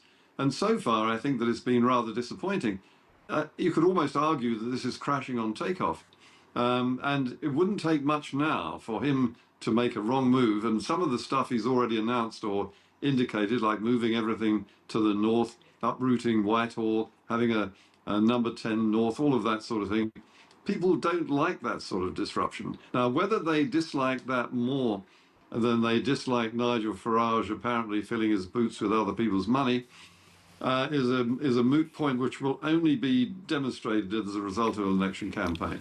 Yeah, this is the question, as I was trying to put across to that caller earlier that you were listening to, Trevor. Look, you look at my switchboard. We have a lot of Reform supporters tune into this station, and we are very grateful that they do. They have been saying from day one, don't care about his 5 million quid, don't care about George Cottrell, I don't care. This is the man who will save the nation. Let him get on with his important work, blah, blah, blah. Well, that's fine. They seem to think that just because they don't care, then that's all right then. Well, that isn't the problem for Reform UK, is it? They've got their supporters and they will retain their supporters. The question is, what do you think, Trevor? Do you think the rest of the country will take on board that Farage got all this money, 5 million free quid, maybe took money from this guy, George Cottrell, as well, and just completely forgive him for that? Because I've always found that fiscal jealousy is quite a strong trait in the British psyche. They don't like people getting rich easily on the back of free gifts. Can Farage and Reform overcome that to persuade shall we say, the wavering voters to vote for Reform at the next election? Can he do that? Do you think he can be forgiven for these vast financial gifts he's received? Well, I think that what we're seeing here is Nigel Farage playing the Donald Trump playbook. And Donald Trump has made a great success out of being the defiant fight against the vested interests of the liberal world, and has succeeded, I mean, despite all the odds. But Britain is not America. It is moving in a similar direction, partly powered by social media, and I'm sure that Nigel Farage will do quite well, but I don't think he can actually count on winning Clacton, or at least not by sufficient margin to make a difference. I think that, as I say, what's been emerging about this strange friend of his, a guy in his 30s who calls Nigel Farage daddy, who's an ex-jailbird, a wire fraudster, a money launderer, and with very dubious track record on the provenance of his apparent abundant wealth. And yet he is able to finance a sumptuous 5-story accommodation near Buckingham Palace for Nigel Farage to use as and when he wishes. Now, all of that, I think, will make a lot of voters who have quite genuinely and earnestly favoured Nigel Farage over recent months and years for lots of very good reasons. I think that it might give them pause for thought. What's going on here? Do we really want someone who has cryptocurrency links, who is best friends with a man who loses millions at the gambling table, and you've got money laundering and actual criminal malfeasance in his background? I'm not sure that the British public have gone that far into the American-style political arena. So you said earlier, do you think that, I mean, my assumption was that he's going to walk this first Clacton by-election, but you think perhaps he won't walk it? It could be more difficult than he thinks? Well, as I say, it depends on the way the public perceives this, because there's going to be a lot more coverage of those issues that I've just described. And who knows what else there is to be discovered and unearthed. I mean, I didn't know anything about this guy Cottrell, or Cottrell, whatever his name Posh is. George. I mean, I'd heard about him, and I knew that he was allegedly a man who would go to the gambling casinos and lose 20 million at a sitting. And in casinos where you had to have the money as ready cash in order to pay for such enormously high stakes. So, look, those are stories that I've heard, and I don't think they've been refuted. That's not the sort of company you want to be judged by. If you're keeping the company of people who have been in jail, who have admitted that they were involved in wire fraud, which is an accomplice to money laundering, then you're in deep, murky waters. And we have to see how this pans out. While I've got you, Trevor, let's talk about the other big story of the day, which I would contend is a great day for newspapers, a great day for justice. Prince Harry and his celebrity chums, including Elton John and Elizabeth Hurley, have sensationally lost their case against the Daily Mail newspaper group. They alleged, Harry leading the charge, of course, that the Mail used nefarious, illegal methods to hack their phones to gain information unlawfully in pursuit of stories which, by extension, Harry said, were just against the law. The judge today, Mr. Justice Nicklin, said, well, he in effect said, well, Harry, the thing is, when you're going to make this kind of allegation, these damaging allegations against a newspaper and its journalists, you sort of have to have this thing called evidence. And you have not got a shred of evidence to prove this. Their case has been dismissed rather contemptuously in full. It's cost 50 million quid, this case, dismissed out of court, out of hand. This, I think, might be a sea change, might be a day when celebrities will, and people like Harry, will realise that just because they don't like newspapers, they cannot go round accusing newspapers of committing crimes and expect everyone to accept that as the truth. Quite an important moment in media history, I would suggest. Well, and indeed in the history of democracy, without a free press, democracy cannot survive. You need the freedom of the press to articulate the sort of material and evidence and stories that actually bolster and that lay the foundations of a free democracy. Free speech and democracy go absolutely inextricably hand in hand. And this is a huge triumph for press freedom and of absolute vindication of one of the great newspapers of this country, under one of the greatest editors in this country, Paul Dacre. And I never had any doubt from the beginning, and listening to the evidence, reading the details of the allegations, all of which seemed and now have been described as pure make-believe, that people have simply come to the conclusion that the only way they could have had these facts in their hands is by tapping our phones or burgling our premises. And now we know that's not true. And in a way, the two stories, the story about Nigel Farage and his associations with convicted criminals and Prince Harry's absurd, egomaniacal attempt to pretend something was true that wasn't, I think both of those are great vindications for press freedom today. Yeah, it's a great moment, and you know, Harry, idiots like Harry, he seems to, his whole case was, it's like, oh look, here's this story. They must have hacked my phone. How else could they have got this story? Well, newspapers have been getting stories by legitimate methods for centuries and continue to do so. He sees a story, doesn't know how the Mail got it, and just says, well, they must have broken the law. Well, he's found out today you cannot say stuff like that. It has to be true and you have to have evidence. So here's to the Mail. Well done, the Daily Mail. Well done, Paul Dacre. And thank you very much, Trevor. Always a pleasure to have you on the show. The great Trevor Kavanagh there, former political editor at The Sun, now excellent political columnist for that fine newspaper. Next up, we're going to talk to Isabel Oakeshott, get her take on the Farage psychodrama. That next, stay tuned.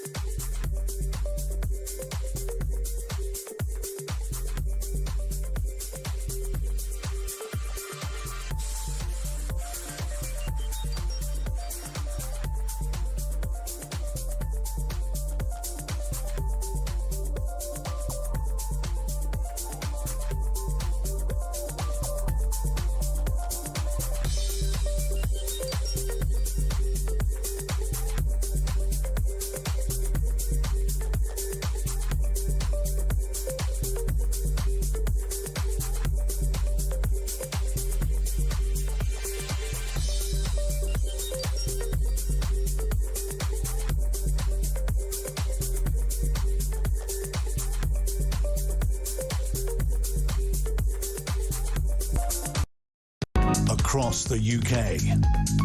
On DAB+, on YouTube, on your mobile, and on your side. This is Talk. Welcome back. Let's go straight over to my next guest. She is Talk's international editor, Isabel Oakeshott. Welcome, Isabel. Good afternoon. What an interesting day it's been. It sure as hell is an interesting day. There's two things I need to talk to you about.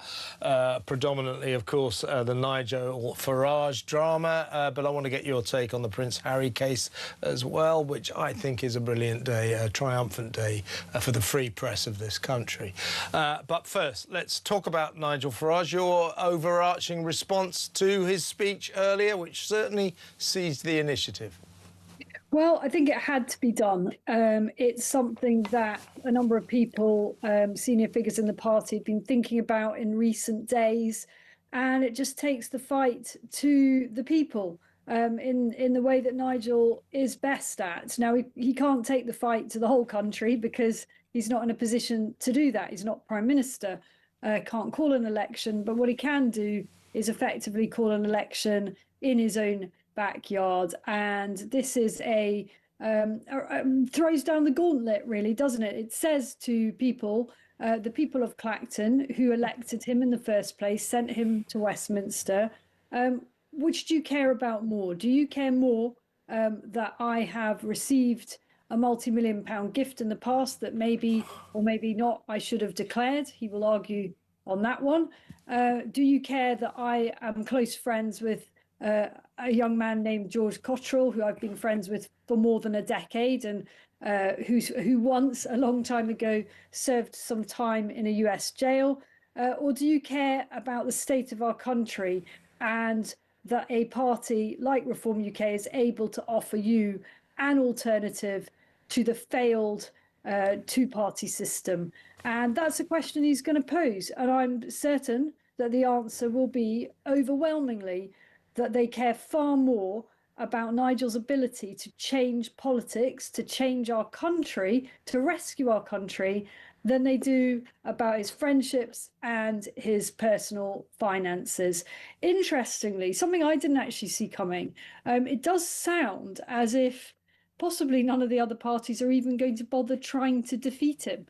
At the moment, we've only got Count Binface saying he could win. Binface is due a victory. He stands in so many elections, never comes close to winning. This could be his moment. But that'd be funny, wouldn't it?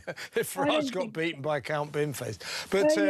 But you've got Rupert Lowe has said quite significantly he won't field a candidate for Restore Britain against Farage in this by-election. But if the Parliamentary Standards Committee office find him guilty of breaking the rules and suspend him from the Commons for more than 2 weeks, that will automatically trigger another by-election at which Rupert Lowe says he will field a candidate. I mean, this happened before, didn't it, some years ago when David Davis stood down from his constituency on a matter of free speech and then put himself up as a candidate, and none of the parties stood against him.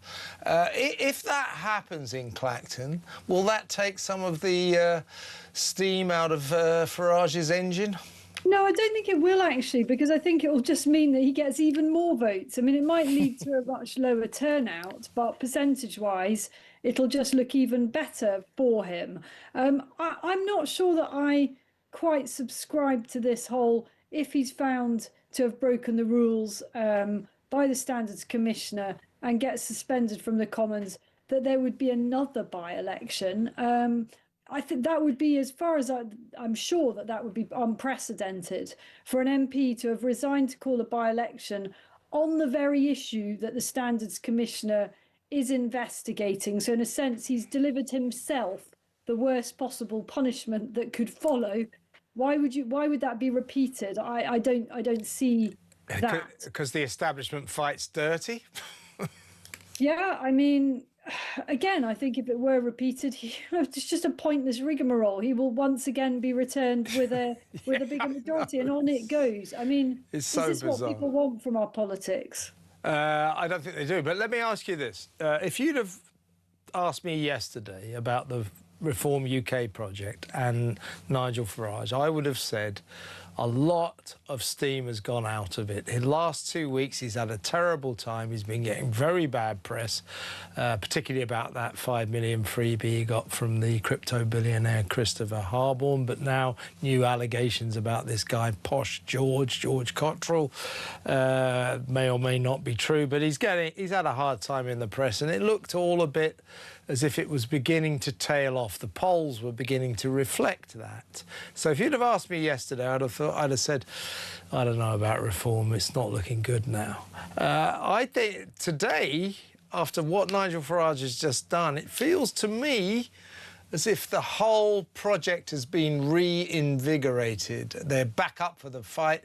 And I think more importantly, Farage, who's been looking tetchy, downbeat, in fact, not even physically all that well lately, has suddenly got his mojo back. Could be a big day, this. Well, Kev, I don't think we spoke yesterday. I've been talking to so many wonderful talk presenters, I can't quite remember. But if you had asked me yesterday, is reform fading? Is it going to be down and out? I would have said, you know what? There's a plan. And here's the plan. Here is the plan. And I think you're absolutely right. It puts fire back in Farage's belly. This is not somebody who sits waiting around for the executioner that might be the Standards Committee to rule. He's somebody that will bravely get out there and take the fight out to the people that put him in Westminster in the first place. And there's another story that I want to talk to you about this afternoon, Kev, which amid the absolute kind of furore that's going on today might be lost, but it's a really important one. And that is, and it plays directly to Farage's mood on all of this. The Telegraph have reported exclusively this afternoon that the National Crime Agency is linked to the leaking of highly sensitive banking information about both Nigel Farage and Richard Tice, my partner, the deputy leader of Reform. Just pause to think about I am pausing. That's extraordinary. The National Crime Agency appears to have been leaking personal financial details of Reform's leadership. That is astonishing. There will be calls for an inquiry. This is a NatWest situation all over again. And this is what Nigel and other senior figures in Reform are up against. Enough already. Absolutely. Quick comment from you, if you like, or if you will, Isabel, on the other big story of the day, a crushing defeat for Prince Harry and his celebrity chums like Sir Elton John and Liz Hurley and all the usual suspects who've for some time been waging a long legal battle against the Daily Mail group of newspapers, claiming that journalists from that group used nefarious, unlawful methods to gain information in pursuit of stories, phone hacking, blagging illegal information, etc., etc. That case today, 50 million quid it's cost, has been summarily dismissed by the judge, who said that every single story that Harry and his celebrity pals cited, saying, well, they obviously hacked my phone here, they obviously invaded my personal information here, blah, blah, blah. Every single story, the judge said, was obtained perfectly lawfully and honestly. This is a crushing blow for Harry and all those enemies of the press, isn't it? It is an utter humiliation for Harry and a huge vindication for Associated Newspapers, the company that owns and operates the Daily Mail and the Mail on Sunday. And this case has tied them up in knots for years. And it's been just a bonanza, hasn't it, for the lawyers on either side. Yep. And today it's all been thrown out. Well, what a complete and utter indictment on Harry, Prince Harry, his judgment. That's what this goes to the heart of. It goes to the heart of his poor judgment, his petulant behaviour, his endless quest for victimhood status. On the day that we learn that his father King Charles has finally had enough. His patience snapped, and he said, "You know what? You're not staying in Buckingham Palace because you messed me around for too long." This is not just a double blow for Harry, it is a body blow for Harry. I think we'll see him sloping back off to California as soon as he can, and that will be the last we hear of him for a while, though probably not Meghan. The King also said, because Harry's messing his father around, I might bring my kids, I might not. Poor King Charles hasn't seen his grandchildren for 4 long years. The King has told Harry, you don't bring your kids. If I don't get to see your kids, my grandchildren, you can forget about it. I don't want to see you. Harry today looks utterly pathetic, and you're right. He's just a tantruming teenager who would gather his gearing up together, another one of his petulant little sulky adolescent interviews about his latest setback in his David and Goliath quest to defeat the evil dragon of the media. Didn't do very well today, did you, Harry? Great to have you on the show, Isabel. Thank you so much. Isabel Oakeshott there, Talks International editor. Well, we're going to go back into World Cup mode and talk to Sean Custis, Director of Sport of The Sun newspaper. He's over in New York about the latest shenanigans at that fantastic World Cup tournament. We'll talk about that next. Stay tuned.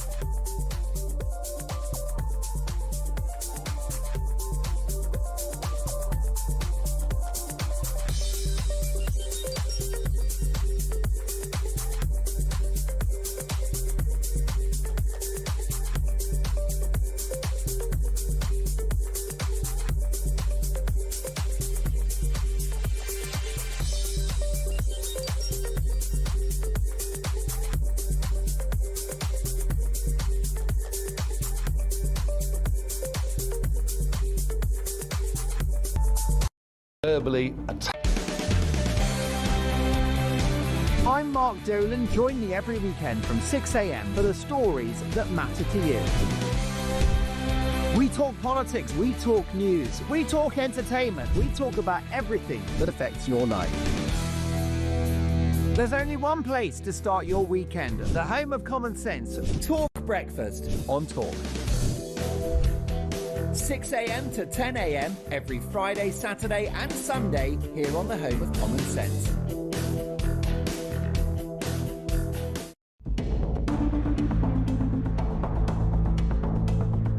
For over 20 years now, I have been subject to constant demonisation by the press. For daring to be outside the consensual view on many issues, I've been attacked again and again. And I am the most physically across the UK, on DAB+, on YouTube, on your mobile, and on your side. This is Talk.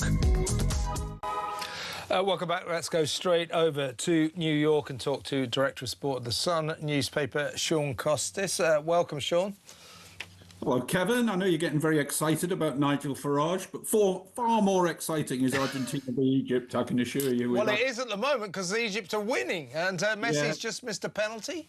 Messi missed a penalty. The Egyptian goalkeeper is inspired. He's called Shobir. He's made 2 unbelievable saves. And, of course, were Egypt to get through and England were to beat Norway, then we'd have a semi-final against Egypt. We're expecting one against Argentina, but this World Cup hasn't been that predictable so far, so you never know. It certainly hasn't. Before we get on to England's prospects, they're playing, of course, Norway on Saturday, 2200 hours, 10 p.m. our time, Saturday night. So that's my Saturday night sorted out. But let's talk about this absolute fiasco involving President Trump's intervention, getting the FIFA president to change the rules for that American striker so he could play against Belgium. I mean, you know, natural justice prevailed.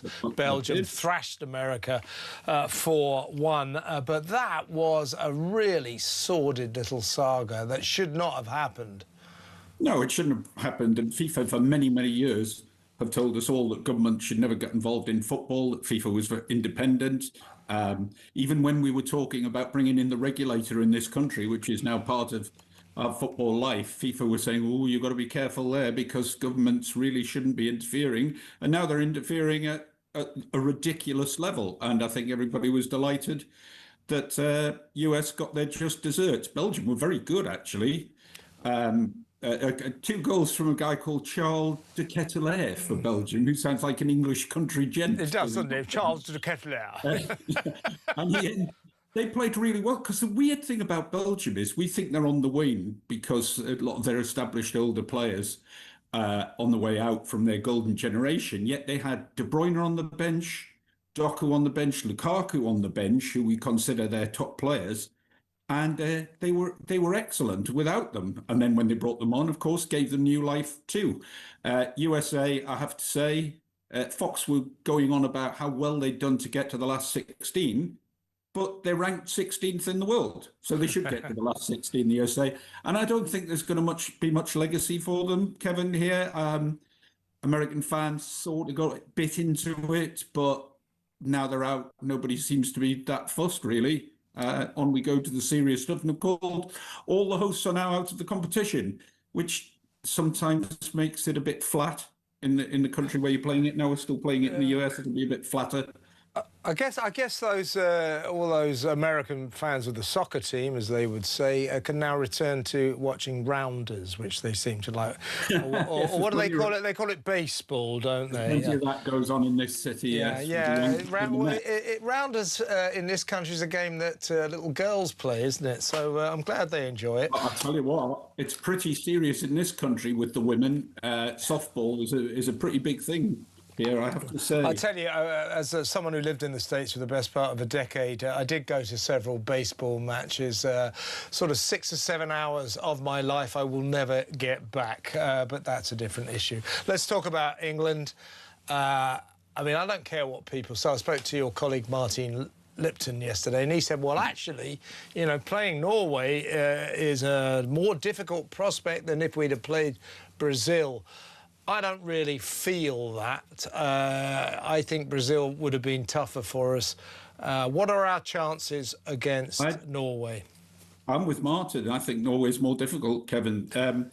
Any team with Erling Haaland in it is going to be very, very dangerous. And Brazil did not have a player of his quality. Yeah. Brazil lacked the legs in midfield.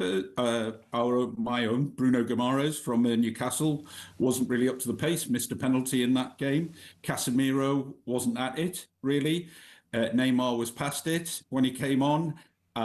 They missed, obviously Bruno missed a penalty, Hendrick missed a sitter.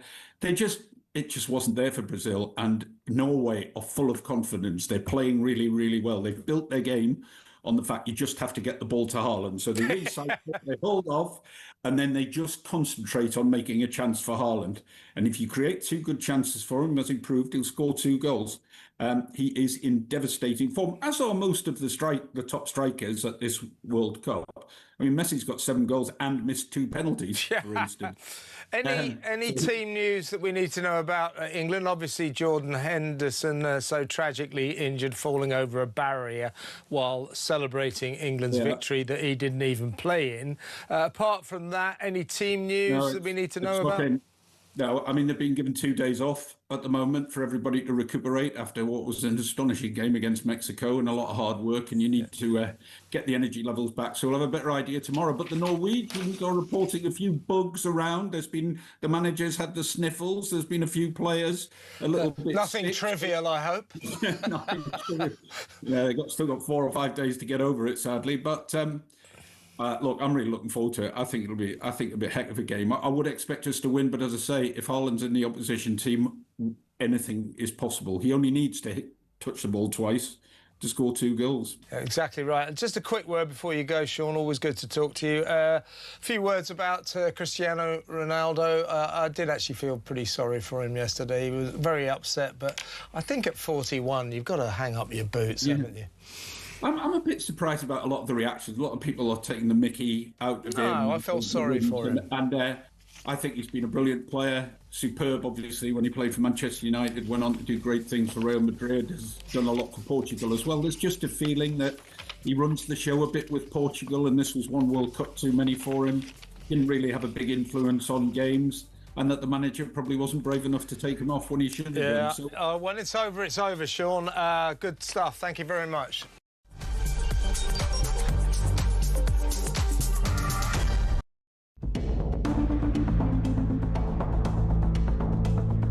For over 20 years now, I have been subject to constant demonisation by the press. For daring to be outside the consensual view on many issues, I've been attacked again and again. And I am the most physically and verbally attacked public figure or politician of modern times. Yes, you will know of some of the incidents: milkshakes thrown in my face, placards bashed over my head. But let me promise you, you only know about a fraction of the number of times that I've been assaulted.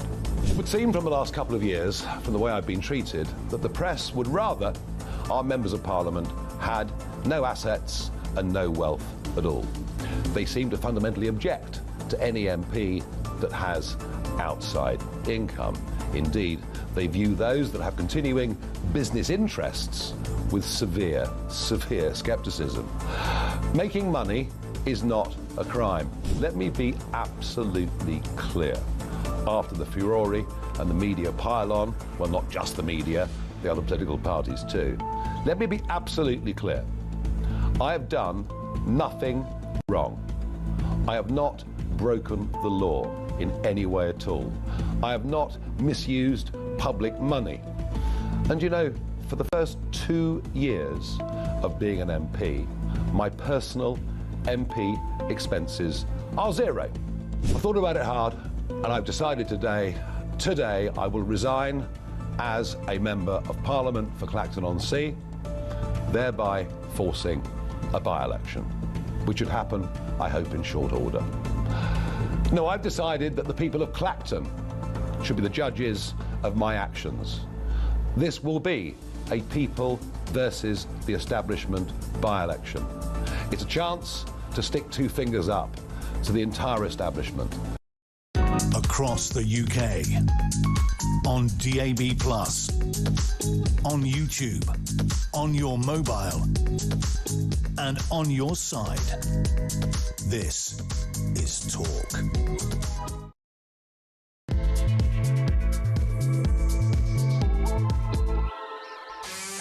Welcome back. In a little while, Samara Gill, our ace reporter, will join me with her take on today's dramatic events revolving around Nigel Farage, the Reform UK leader. But for the next 20 minutes or so, let's spend them in the excellent company of former Tory government Special Advisor James Price. Welcome, James.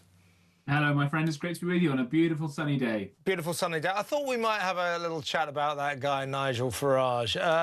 Who's that? Let's remind ourselves of what he was saying in his address to the nation earlier. I've thought about it hard, and I've decided today I will resign as a Member of Parliament for Clacton-on-Sea, thereby forcing a by-election, which should happen, I hope, in short order. No, I've decided that the people of Clacton should be the judges of my actions. This will be a people versus the establishment by-election. It's a chance to stick 2 fingers up to the entire establishment, to frankly tell them where to go. It's a bold strategy. It's certainly eye-catching. Do you think it's a good strategy, James? I think so, given the way that all the other parties are now saying they're not going to be contesting by the sounds of things. I think Kemi Badenoch has recently said that the Tories won't get involved because it's a gimmick, I think Andy Burnham, the sort of de facto incoming leader in waiting and prime minister, which itself is still an absolutely astonishing sentence to say, isn't it? Said that he thinks it's a gimmick, all because it seems like from the moment he said it, the bookies had Nigel Farage as a firm favourite. He'll have the most up-to-date recent data on the ground, and for all the attacks of saying, oh, he's never there, I suspect the reform machine has probably got quite a good number of VIs, or voter intentions, as they call it in the trade, of the data about who are likely reform voters or Green voters, if there are any in Clacton, and so on. So I think that he's got a good chance of winning with it. The interesting thing, of course, will be if this privileges committee inside Parliament discovers or declares that he's done something wrong, and he has to go and do yet another by-election, at which point all the other parties do pile into it. Farage gets to run a let's tell them again, they haven't heard it enough the first time strategy. Will that work, or will people be thoroughly tired and bored of it by then? I think that's going to be a very interesting thing to wait and see as well. Yeah, that's the point I've been trying to make. Look, there's no secret that talk here. We have a lot of reform supporters tune in to us and send us messages and phone in, and we're very grateful that they do that. Now, there's never been any doubt that these people have supported Nigel Farage all the way through, despite the £5 million free gift he got from crypto billionaire Christopher Harborne, despite the potential problems he might have with alleged donations from this guy, Posh George Cottrell, who's a convicted fraudster. All the people who support reform and Farage say, don't care about his money, we just need him to become Prime Minister. Well, I think what a lot of these people don't understand is reform are going to have to do more than preach to the converted to win a general election. Do you think that this bold stance he's taken today, this strategy to say, you know about my money, take it or leave it, if you don't like it, don't vote for me, that's what he's saying.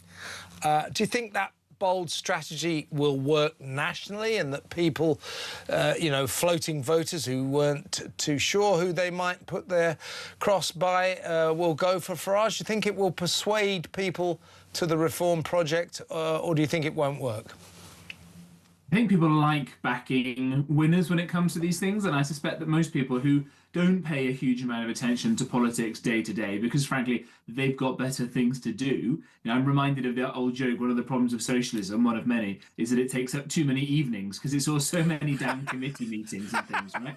And people have got better things to do, like staying up until the middle of the night to watch England gloriously beat Mexico, or so on. Yeah. So when they do tune into politics, they have a better understanding, I think, of the big important things that matter to them. How is the economy doing? Do they feel safe walking down the street? Do they feel proud of their country, and so on? And I suspect in a by-election like this, people around the country will probably export their take on it to what the people of Clacton, for whom Nigel Farage has been their MP for 2 years, say about it. It may be the case that people in Clacton have gone, well, he's never here, he's always in America, he's always in London, we don't like him anymore, and they might vote him out, and they would throw everything up in the air. I'm not sure that's likely, but I think people will export it to that. Once that is out of the way, I think you are dead right, Kev, that the Reform Party needs, if it's going to be a big national success, it needs to push past the converted, and it needs to get a lot more. I think the Tory vote, which has actually gone up a little bit in the past week, according to YouGov, the Tories are in second place, I think just 4 points behind Reform now. And you've got to work out why it is that after the Conservative failures in the last 14 years, as well as some of the successes that we had, why it is that more people are not switching over to reform. That's a big, massive question, especially at a time when you've got these restore people who seem to want to be a fly in the ointment for most other by-elections, if not this upcoming one, want to drag the Reform Party in other directions as well, and I think probably distracted them quite a lot when it came to the Makerfield by-election. So all this is a long-winded way of saying, Kev, you're exactly right. Once this by-election is out of the way, if it clears up some of these sort of lingering scandalous type problems around Farage, they have to adopt this policy of broadening their appeal. And that's probably not, by the way, broadening their appeal on policy matters, because despite what the people in Westminster would have you believe, when you poll most people from most political parties, they're actually quite aligned on most issues, not least of which is immigration. You'll be shocked to hear that when you poll even Labour and even Lib Dems, they all think immigration is way too high. So the question is about how you talk about it and how you try and win more people around. Because it's all very well saying millions will go, we'll have flights going every day, and we don't care what anybody else says, the way that Restore do. But that's going to turn people off who naturally don't like the idea of sending someone back to their inevitable death and doom, even if they're a terrible person, because the British people are so nice and decent. So we've got to find ways of explaining what a decent immigration policy will be in order to keep us safe and have the economy strong and so on and so forth.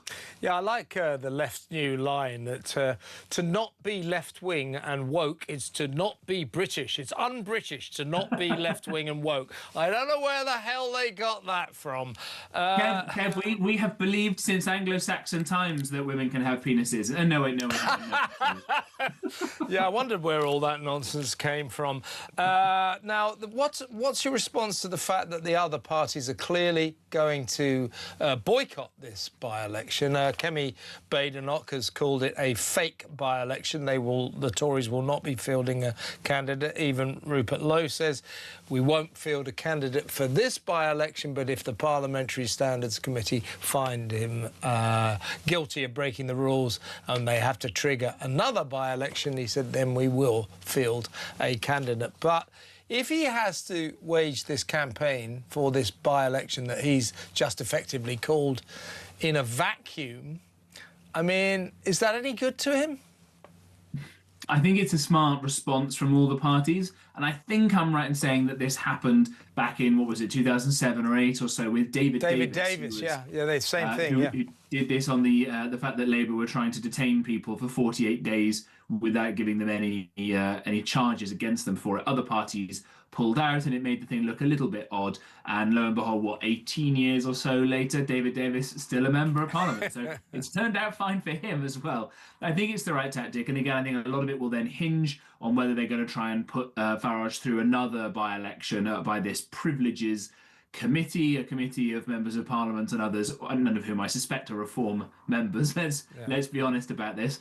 And I think it will all probably blur over the summer and into the autumn over a general kind of malaise about the establishment versus the people, which is just what Farage wants. Because just across the English Channel, we've seen a huge amount of lawfare happening in France, where Marine Le Pen, the leader of the very hard right Front National, is saying that she's now allowed, she's technically been banned from standing, but she's already served her time. So she will be allowed to stand for the French presidential election in April next year, provided she wears an ankle monitor and is housebound under house arrest from being able to campaign. And whether she actually does this, because it turns out that the deputy who came along after her, Jordan Bardella, is more popular than she is, and the people who did the lawfare against her, hang on a minute, chaps, we might have made a mistake here in making a bit of a martyr.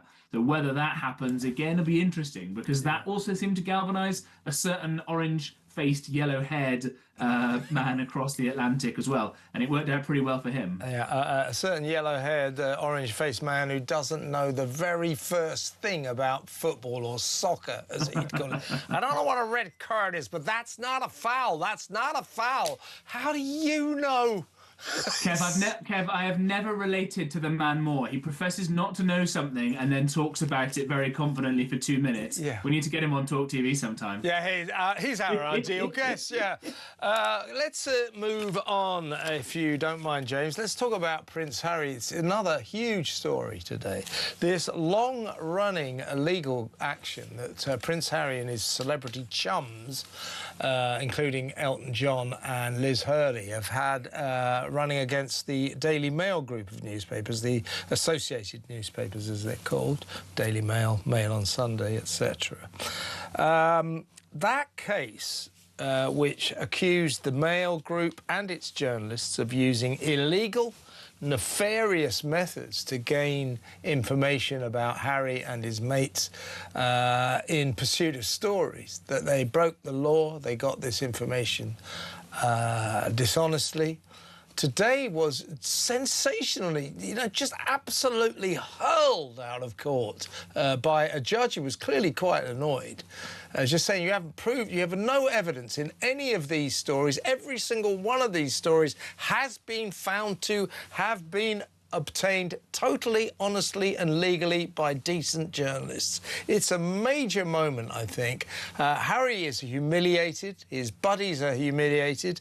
He's just issued a statement, a very brief statement, although we understand he's planning one of his long-winded, petulant responses fairly soon on television.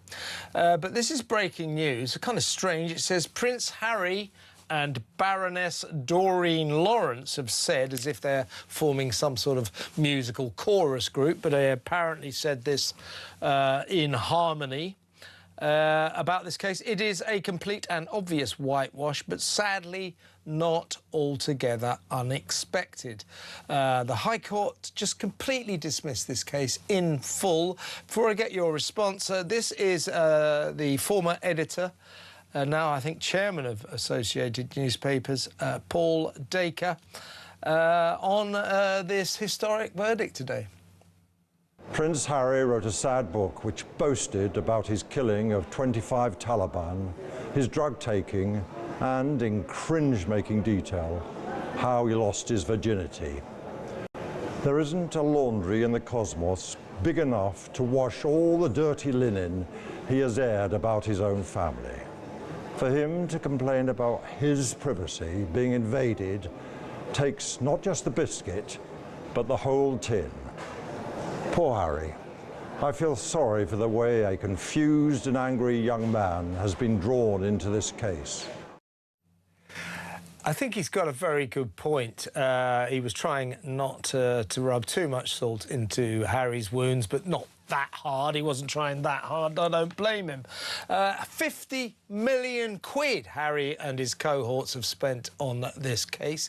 It never stood a chance. So what I think poor adolescent petulant Prince Harry has learned today, and Elton John and Liz Hurley and all the others, that just because you don't like newspapers and you don't like journalists who write stories about you doesn't mean that you can just make up lies about them and expect them to be believed. The judge saying you have to have the evidence to prove these serious allegations you made about the Mail and its journalists breaking the law, and you have no evidence. Case fully dismissed. This could be a key moment in the history of the free press, I think. Yeah, I think the first thing to say is how disappointing that brief statement is. Yeah, don't worry, James, it'll get worse. Well, not even for how brief and rubbish it was, but for calling it a whitewash and for attacking a judge of the High Court. I mean, that is a really low thing to do for losing a case like this, because if again, let's say the orange man Donald Trump had said, oh, this was a fix, which he's been known to do in the past, do you think people would find that acceptable? No, of course not. So for Harry to lose and then to go and blame the rules of the road, I think is very, very poor form indeed. I do think it's interesting to have this come out on the same day as the Farage story, where one of Farage's major complaints is the fact that he accuses various journalists of going to his daughter's house and harassing her and things like that. And I do think that, therefore, we should have a think about this. A free press is incredibly important for a robust and healthy democracy, and we can see what Labour are doing now with trying to water this down. Lisa Nandy, their culture secretary, saying she's leaving Twitter and taking her whole department off. I can see that being a prelude to a ban because they're not able to control what goes on Twitter. At the same time, though, Kev, I've lost count of the number of really high-quality people I've been lucky enough to interact with in my working life, and I've tried to say to them, you need to get involved in public life. You should stand for Parliament. You'd be brilliant. And the response comes back every time, I'm not going to do that. I'm not going to put my family through it. I don't want people rifling through my bins. I don't want them attacking my kids and all the rest of it. And I do think, therefore, we should probably try and find some kind in the new digital world a new nice balancing act whereby I don't know what the answer is. Do we just say you have to get better at media skills and communication? I think there's partly that, James. Partly that. I think Farage has got very tetchy in the last couple of weeks and should get used to it. You want to run a political party. Life is not going to be easy, and the press are going to intrude, and you have to learn to cope with that. What is not acceptable, but you're right, you know, of course, you know, members of politicians' families should not be harassed by the media. That's not right. But what is also not right is that Harry and his mates, his celebrity chums, made 97 allegations of dishonesty and unlawful practice by Daily Mail journalists, male group journalists. Every single one of those allegations was chucked out of court by Mr. Justice Nicklin. 97 allegations, not a jot of substance to any of them. That is a disgrace that Harry and his mates were ever allowed to bring this case. Well, I think it probably confirms once and for all one avenue closed in how we move forward from here, which is that lawfare doesn't work. You cannot use intimidatory tactics like this if you haven't got the receipts to prove it. Harry has very expensively proven it for the rest of us. And again, for someone for whom there was so much goodwill out there, right? I remember his royal wedding to that silly actress lady. Everybody was desperate for it to be a success. They looked so happy and so pretty. We wished them well. It had all the Hollywood glamour. And he's gone and squandered such enormous good public will so badly. He squandered it almost as badly as the 50 million quid on this case by the looks of things. Yeah. But I think the only answer probably to all of this is to keep smiling and to keep showing and doing good things out there in the world. Use all the amazing technologies that you can to show that to people, and trust people, because as Mrs. Thatcher once said, we shall tell, I won't do the impression today, we shall tell the people the truth and the people will be our judge. And that, I think, at the end of the day is all we can hope for, whether it's the media, whether it's politics or anything else. Well said, James. Really good to have you on the show, as always. Thank you so much. That's James Price, former Tory government special advisor. Don't forget to get on the phone. What do you think about what Farage has done today? You might have some thoughts about Prince Harry's utter humiliation, 97 allegations of dishonesty, unlawful practice, hacking phones, gaining information illegally. 97 allegations are made by Harry and his celebrity chums against the Daily Mail group of newspapers. Every single one of them dismissed in full by a judge who said, you can't say this unless you've got any evidence. Why on earth was Harry allowed to bring this case without any evidence? That's what I'd like to know.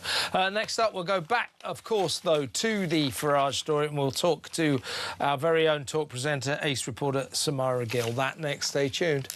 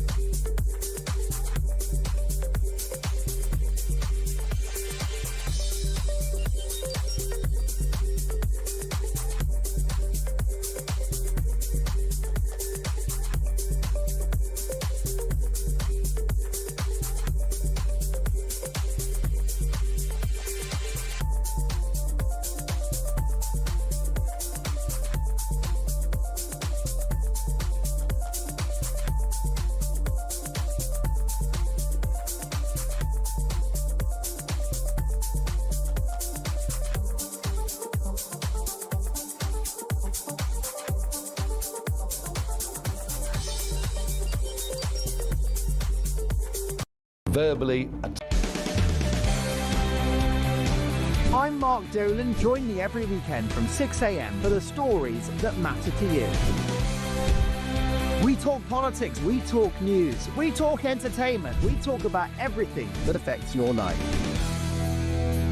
There's only one place to start your weekend, the home of common sense. Talk Breakfast on Talk. 6 a.m. to 10 a.m. every Friday, Saturday and Sunday here on the home of common sense. Across the UK, on DAB+, on YouTube, on your mobile, and on your side. This is Talk. Very important debate today, the Nigel Farage debate, and I want you to get involved. So after we've spoken to Samara Gill, we're going to spend the rest of the show speaking to the people who really matter. That's you. 0344 499 1000. Is this a stroke of genius? Will this turn the ship around? Do you think Farage can become the next Prime Minister now? He certainly seized the initiative today in a dramatic way. Let me know what you think. 0344 499 1000. Let's find out what Talk presenter and ace reporter Samara Gill thinks. Hi, Samara.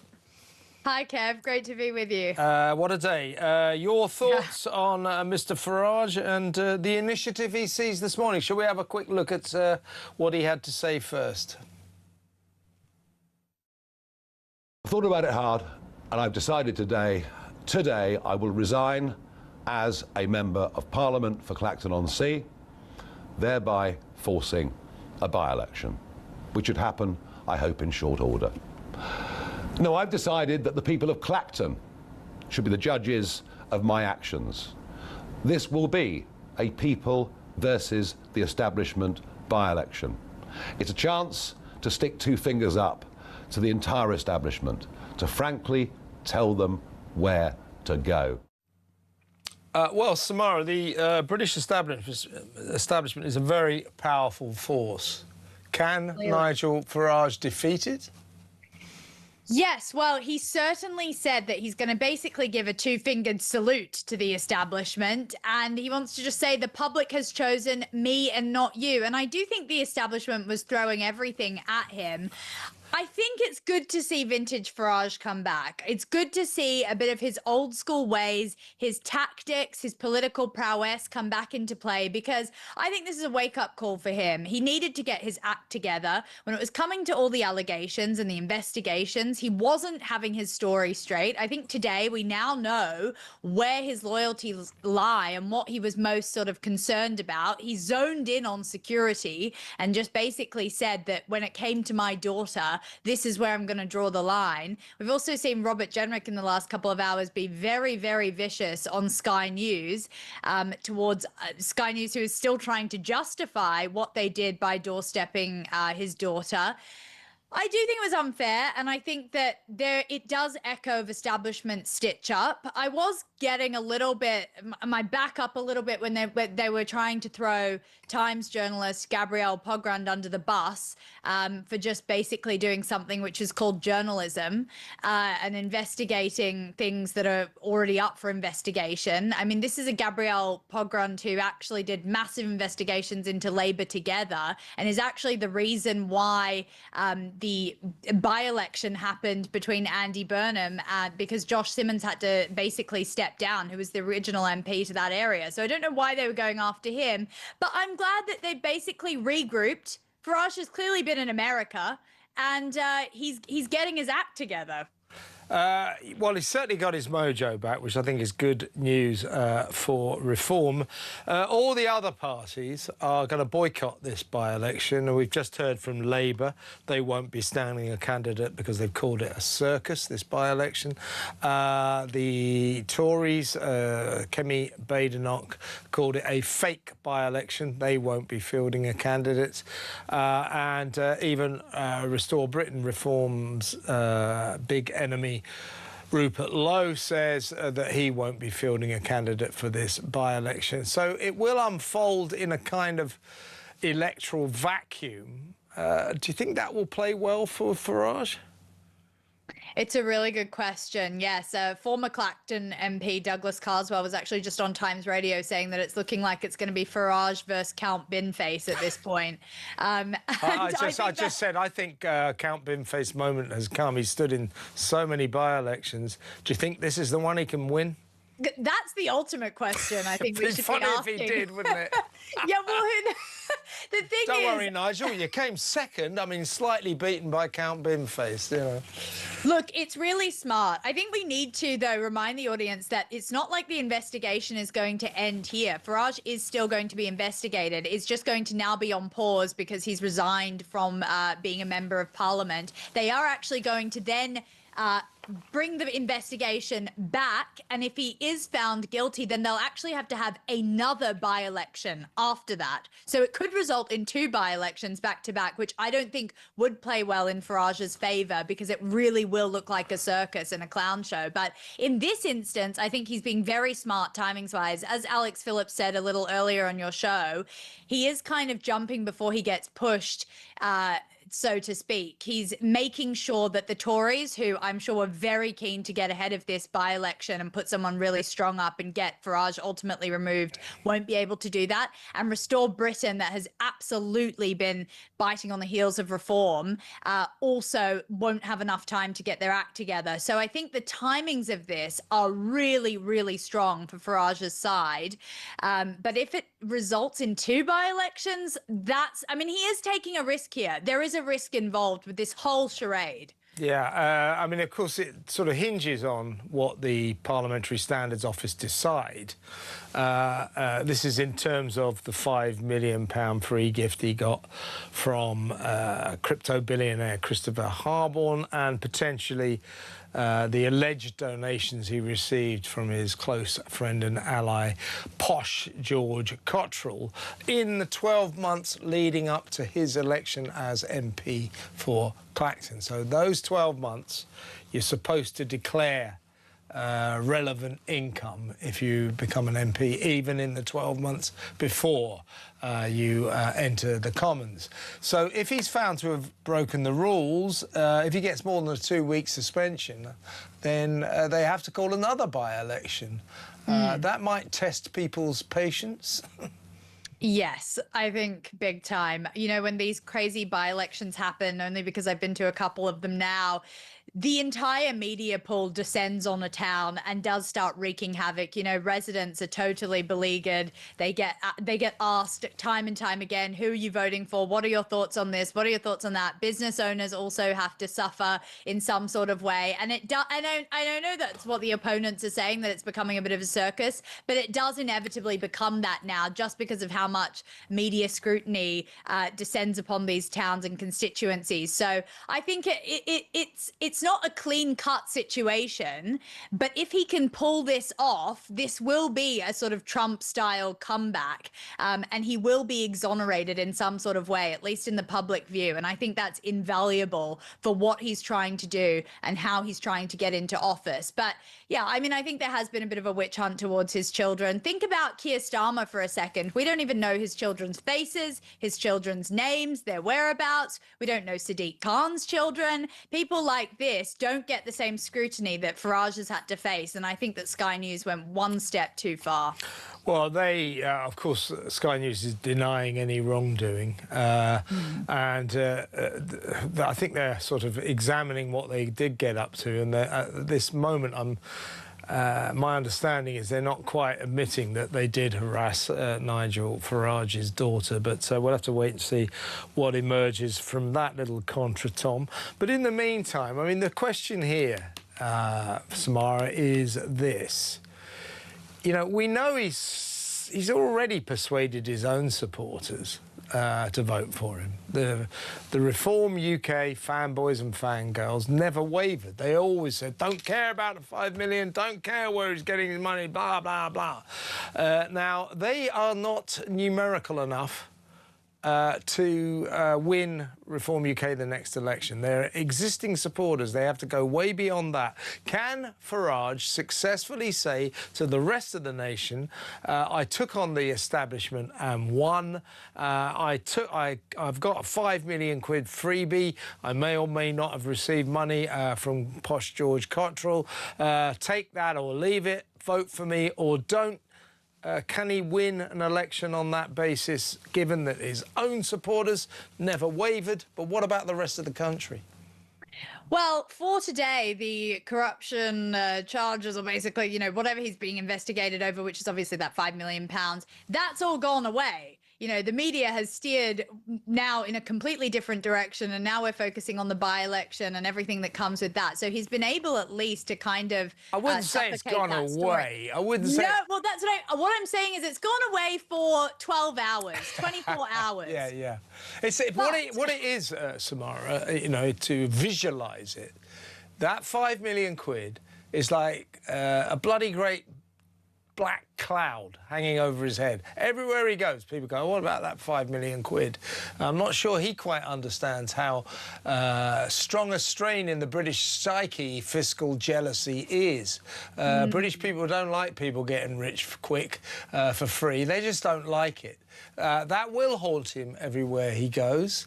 Possibly his association with George Cottrell will cause him difficulties as well. The question is he will carry this baggage with him. He's saying, I've got this baggage, vote for me or don't. If you vote for me, we beat the establishment. If you don't, the establishment wins. So I guess my question is, when he takes that to the rest of the country, non-reform supporters, floating voters, if you like, will they go with him? Yeah, I don't think this is going to go away. I think that he will absolutely boost himself and get rid of some of... I mean, it was dark days just a few hours ago, Kev. I mean, it really was. Yeah, I know, I agree. Yeah. Losing pretty much every by-election that they were meant to win. There was a lot of political infighting within the party. Reform was not looking good. Now, credit to Farage where it's due. He has really used his political prowess here and been able to turn things around in a matter of hours. Yes, he has. However, I agree with you. I think that this is going to stick around. But if he actually wins with a massive, massive majority against, well, Count Binface, it's looking like. Can he beat Count Binface? I mean, that's the question, isn't it? Precisely. Then I do think that it will give him the uplift, essentially, at least with the right wing that he needs. And it will also send a message to the Conservatives and Restore that have been actively trying to jeopardise him to back off and to clear the way for him to come to number 10. Now, who knows? I know that the Conservatives are throwing everything at it. Restore have said they'll throw the kitchen sink at it when it comes to a general election. But for now, he is safe, in my opinion. Can I get a quick comment from you about Prince Harry? Him and Doreen Lawrence have just released this huge, great statement going, no, it's not fair. No, we should have won. No, the Mail was wrong and we were right. Well, they weren't right. They've had their case massively dismissed. Every single one of their 97 allegations. By the way, this case, of course, also involved Elton John and Liz Hurley. 97 allegations completely dismissed in full by a judge who said you didn't have a jot of evidence to prove any of these serious allegations that the Mail journalists use nefarious and unlawful methods to gain information. Not a single jot of evidence. What does this ginger guy think he's doing? Oh, God, I mean, the prince is so paranoid and petulant. It's absolutely disgusting, but it's a great day for the media and a great win. I mean, look, a courtroom, Harry, isn't a Netflix documentary. You know, you need evidence, not suspicion, to act on things. And I think that his own psychodrama, that bubble has sort of been burst today. And we can actually see that the way that he thinks about the media is a lot of it is within his own head. And I think that he needs to look back on the trauma caused by his mother. Obviously, it all comes back to Diana when you really think about it. And that is a horrible, horrible thing that has happened to him. But it's now leading to real world consequences. He's going to have to foot the bill to this case. 97 allegations and 97 were dismissed, Kev. It doesn't get worse than that for him. And I think today's judgment is a real reminder that courts decide cases on evidence and not headlines. Well said. An utter humiliation for Harry, churning out these horrible little statements that are frankly pathetic. He looks pathetic today. My guess is petulantly he will now make sure that his kids don't come to Britain and his dad doesn't get to see them. That's my prediction. That's the way this guy operates. Samara, great to talk to you. Thank you so much for coming on. The brilliant Samara Gill there. Let's go to break. When we come back, I'm not sure if we've got any WhatsApp voice notes, but if we have, we'll play them. I'll read some of your messages, lots of calls, and we'll talk, shall we? Because it's good to talk on Talk. 03444991000. That next. Stay tuned.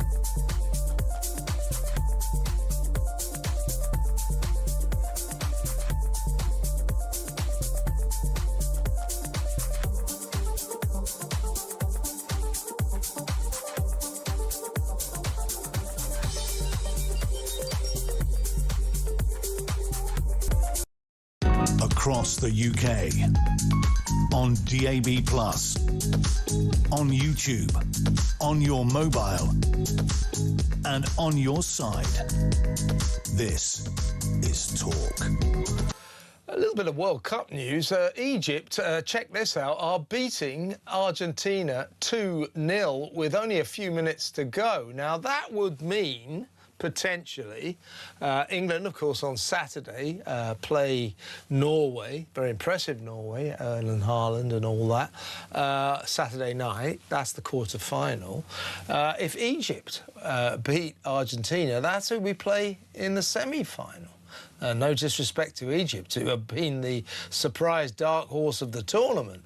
But surely we must fancy our chances more against Egypt than Argentina. So are the chips all falling into place? Is it going to be 1966 all over again? Don't get ahead of yourself, Kev. Right, but I just thought I'd let you know that. Quite interesting news. Let's go to the phones. Let's talk to Shirley in the Cotswolds. Hello, Shirley. What would you like to say? Hi, Kevin. Kevin, there's a couple of things bothering me. First of all, Labour have used up their messiah, so they've got nobody I can They're right out of messiahs, aren't they? They've used that, yeah, they've come to the bottom of the barrel with messiahs, yeah. Exactly. And Kemi seems to be the messiah of the Tory party, so she's not available. I'm not sure who on earth any of the parties are going to put up against Nigel, but the thing that's concerning me is when Starmer wanted to cancel the elections, the excuse he made is because they were going to have a shuffle around and it wasn't worth having them. Now, I'm concerned that this shuffle around might include that place where Nigel's going to go, Clacton. Yeah, Clacton. Yeah. Sorry, what do you mean by that again, Shirley? I'm not quite sure I'm following you. Well, when they were going to cancel the elections and Nigel was kicking off about it, they said there was no point in having them because they were going to have a big reshuffle. So I see what you mean. Twice. And I'm just a bit worried that he might make the new one, Burnham, might come in and make some reason not to have a by-election. Well, they have to have one because the sitting Prime Minister, the sitting MP, as in Nigel Farage, has resigned. So they don't have any choice. They have to have a by-election now in which Nigel Farage would stand.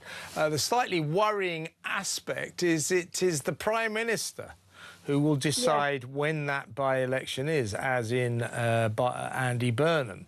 So there's a slight kind of problem there. But they do have to have this by-election, and it looks at the moment as if none of the other parties will be fielding candidates. So in a sense, he'll simply, you know, wage the campaign for this by-election in an electoral vacuum. No one will stand against him. OK, and the last thing I want to say, Kevin, I cannot wait to see the smug faces lose their jobs eventually. All those in PM questions who heckle Nigel and the others and who look down the noses when important issues are being talked about, the questions are being asked, like, you know, the rape gangs and all of these serious things. They look down their noses and giggle, and they're all pathetic, and I just cannot wait for them to lose their jobs. And Nigel, if he can, I'm so glad that he stood his ground today. I was really concerned he was going to... I agree with you, Shirley. I was a bit worried. It's not for me to back any particular politician or any particular party, but from an objective standpoint, I thought, well, hang on, the good ship reform is in trouble. It's sinking here. I mean, he's had a terrible couple of weeks, but you're quite right, Shirley. He dramatically re-seized the initiative today, and I think it's completely changed the dial. Extraordinary. Shirley, thank you for an excellent call. Shirley in the Cotswolds there. Right, let's get this World Cup situation sorted out. Argentina now have pulled a goal back to Egypt, so it's 2-1. To get this right, Egypt, if they win this, will then have to beat either Switzerland or Colombia in their quarter-final. You know, having Argentina out of the picture means that down the line we could face Egypt and not Argentina, and that can only be good news. But all my sporting friends keep telling me don't write Norway off. They're not an easy opponent. They were excellent against Brazil. So let's see what happens. Enough World Cup talk. Let's go back to the phones. Let's quickly talk to Laura in Wiltshire. Hi, Laura. Hey, Kev, how are you? I'm all right. What would you like to say about Nigel Farage? Quite a day, hey? It's been a massive day. I was slightly, I'm standing there thinking, oh, my goodness, what's he going to do? But I think the thing is, for me, as a Reform supporter, it's all about policy, not people. However, I think Nigel is one of the most effective politicians we've had in our lifetimes. And I think that it's not a conspiracy, but I think that the mainstream media and everyone else is going for him because everyone thinks that Burnham might call an early general election. So they're going for Nigel while they can. And it really is about policies, not people. My local MP is Danny Kruger, who I've got to know quite well. Good man. He is incredible. He is an intellect, and what he's doing as far as planning for reforming Whitehall is groundbreaking. It's incredible. And I think what we need, if you're a Reform person, to be pushing is the policies. And the rest of it is white noise. It's going to happen. And I'd love to know what the Privileges Committee did about the fact that Lord Ali gave him, and let's treat everyone the same. If Nigel's done something wrong, I'd really like to know, because I don't want to be voting for someone who's done something wrong. But Ali gave him all that money and suits and whatever. He had a Downing Street pass. He was helping choose MPs. Before they were in power, He was out meeting Assad. Allegedly. I've got to be slightly careful here, Laura. But I mean, I absolutely take your point. You got the Prime Minister, the current Prime Minister Keir Starmer, saying, "Oh, Nigel Farage is up to here in sleaze." That's what he said today. Mr. Starmer, you can talk, right? The other thing was Rupert Lowe put out a typically, I call him the jilted bride. He's just so bitter. He put out this story saying, and Reform will waste all this money. Well, it's probably not up to Reform as to whether or not there's a local election. However, it is if the Prime Minister, or rather if the sitting MP there resigns. So Reform have offered to pay for it. Yeah, well, we'll pay the cost for it. Yeah, which no doubt they will. I agree. Yeah. Yeah, well, stick that one in your trumpet, Rupert Lowe. Honestly, I just think we've got to stay calm, keep on the policies, think about the really, really good politicians they've got and the people trying to look at ways of saving our country. And if you listen to someone like Danny Kruger, he's really serious about it. This is not a soundbite bloke. He is really serious about it. And if we want to save this country, we've got to just keep pushing the policies and pushing that message. Yeah, I think you're right, Laura. Interesting times, though. Let's see what happens ahead. It's going to be eventful. Laura, really good call. Thank you for ringing. Laura in Wiltshire there. A couple of messages before we go to break. This is from Dorian, Taff in Dover. He says, hey, Kev, after losing his case, at least Prince Harry can cry himself to sleep in Buckingham Palace. Oh, wait a minute. He's not allowed to stay in Buckingham Palace anymore. Paul in Spain says, I'm loving the left-wing meltdown. They don't know what to do about Nigel's speech. What are they going to do when he wins? And has told Rachel from Accounts that Reform will pay for the by-election. Did Labour pay for Makerfield? Nah. No, they didn't, Paul. You're exactly right. Joanna from Salisbury says, I've finally seen the fight back I was looking for. I was undecided, but now I have joined Reform because I've seen what I want. A fighter. That's Nigel Farage, of course. How dare they treat his family like that? And they took away his essential security. You're right about that. Wayne in Rugby says, reports are circulating that Reform have offered to cover the cost of the by-election, so the taxpayer doesn't have to. They have offered to pay those expenses. So don't suppose it'll be all that expensive if there's no other candidates, but that's another issue. By the way, World Cup news. Argentina have equalised through Lionel Messi, of course, which means that down the line we may not come up against Egypt. After all, we'll come up against Argentina, so not so good news there. But quite a game going on, Argentina-Egypt at the moment. Let's go to break. More calls when we come back.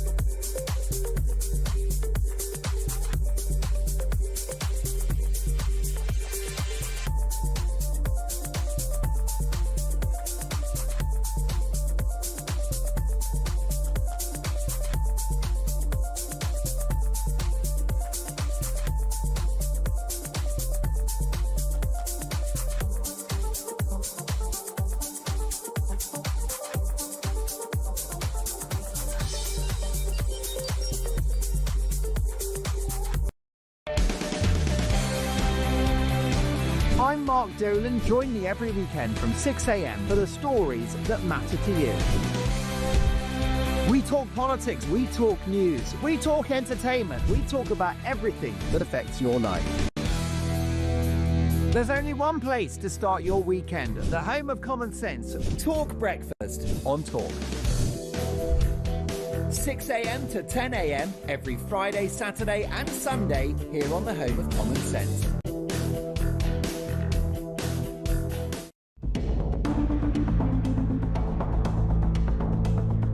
For over 20 years now, I have been subject to constant demonisation by the press. For daring to be outside the consensual view on many issues, I've been attacked again and again. And I am the most physically and verbally attacked public figure or politician of modern times.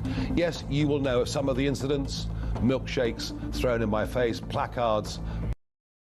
Across the UK, on DAB+, on YouTube, on your mobile, and on your side.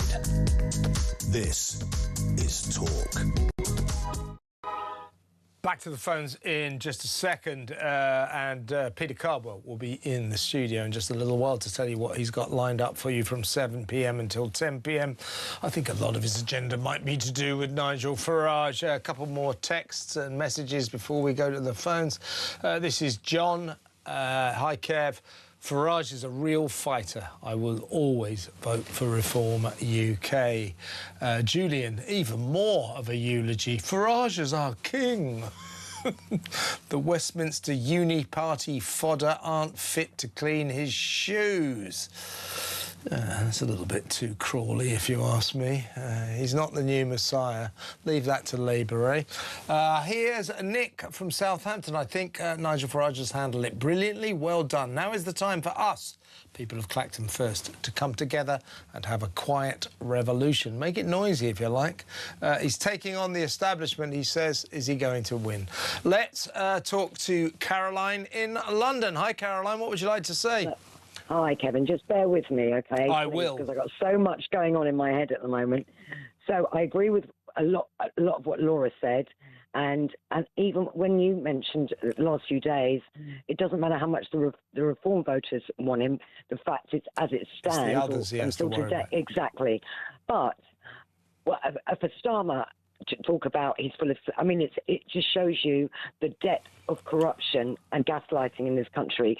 It's quite you know, we all knew that. You know, a lot of people say, well, you know, what about the sleaze of Keir Starmer and all those clothes and the free stuff that he got? What about the sleaze of other politicians? It's absolutely irrelevant. The only thing that matters is Nigel Farage and whether or not he's broken any rules and whether or not the public are going to accept that or forgive him, whatever the right word is. Do you see what I mean? It's Farage's turn to be in the press in a bad way. He needs to handle that. He needs to deal with that. He's had a really bad couple of weeks. I would suggest he really seized the moment today, seized the initiative and turned the ship around, I think. No, I agree, but I'm looking at also the bigger picture. So right now, and we don't even know what they're doing behind the scenes, they want to get rid of investigative journalists on YouTube. They're going to get rid of VPNs in this country. They're doing that in Europe now. We are becoming a mini North Korea. And my concern with Burnham and all his cronies and the people above him, it's going to get worse and worse. We're not even going to be able to have a proper election, and people won't be able to find the right news. I don't know what's going to happen to even to talk, but Sky News, BBC are going to be all over the internet. People are being brainwashed. We've got a very It's an uphill struggle, you no doubt about it. I mean, you're talking about what might be described as the establishment. Nigel Farage says, vote for me or vote for the establishment. I am taking on the establishment, and we will await to see whether or not this results in a triumph for Mr Farage and Reform UK. That is the question, and it lies ahead. Caroline, good call. Caroline from London there. Let's talk to Jill in Cornwall. Hi, Jill. Hi, Kev. How are you? All right? I'm all right. Big day. What are your thoughts? Well, as usual, the Labour Party and the other parties come to that don't listen to the people of this country at all. listen at all. And they're only going to take notice when we have someone in power who will speak. Jill, your line is breaking up. It doesn't usually. Can you move a bit or something? Doesn't seem... Out the garden. That's better. You're in the house now, eh? OK, go on. Come with me out the garden. Yeah. Don't talk in the garden. It doesn't work. Go on, carry on. Well, I just think that this has just proved how desperate the parties are to try and get rid of Nigel Farage. Yeah, well, it's him against them. It's him against them, Jill. It's him against the establishment, as he puts it. The question is, can he win? He's got his supporters. Everybody who supports Farage and him, they're already going to vote for him. The question is, given what we've learned about him and his finances over the last month or so, will the rest of the country go with him? What do you reckon? Well, I think they will. I don't like what Burnham is coming out with. I don't like. Nor do I. No, I don't like what he's planning for the country. I don't think that's going to do us any good at all. And he shouldn't be allowed to do that without there being an election in the first place, because this was not what the country supposedly voted for. Well, there might be one now. Who knows, Jill? It's very uncertain. There are some turbulent times ahead. I can guarantee you that. Jill, thanks for coming in from the garden, and always good to talk to you. Another excellent call. Jill in Cornwall. Peter Cardwell is in the studio. Anything to talk about on your show? Oh, I don't know about that. Yeah, we'll do the whole show on Nigel Farage. We'll get reaction from all across the political spectrum. We're speaking to Richard Tice as well, his deputy. Fascinating that the Lib Dems, Ed Davey, has said that he believes the government should stop Nigel Farage from resigning, something that hasn't happened since the 1840s, and would be totally undemocratic. You're from Westminster. Can you please answer a question for me? Explain something for me. Very important question. What the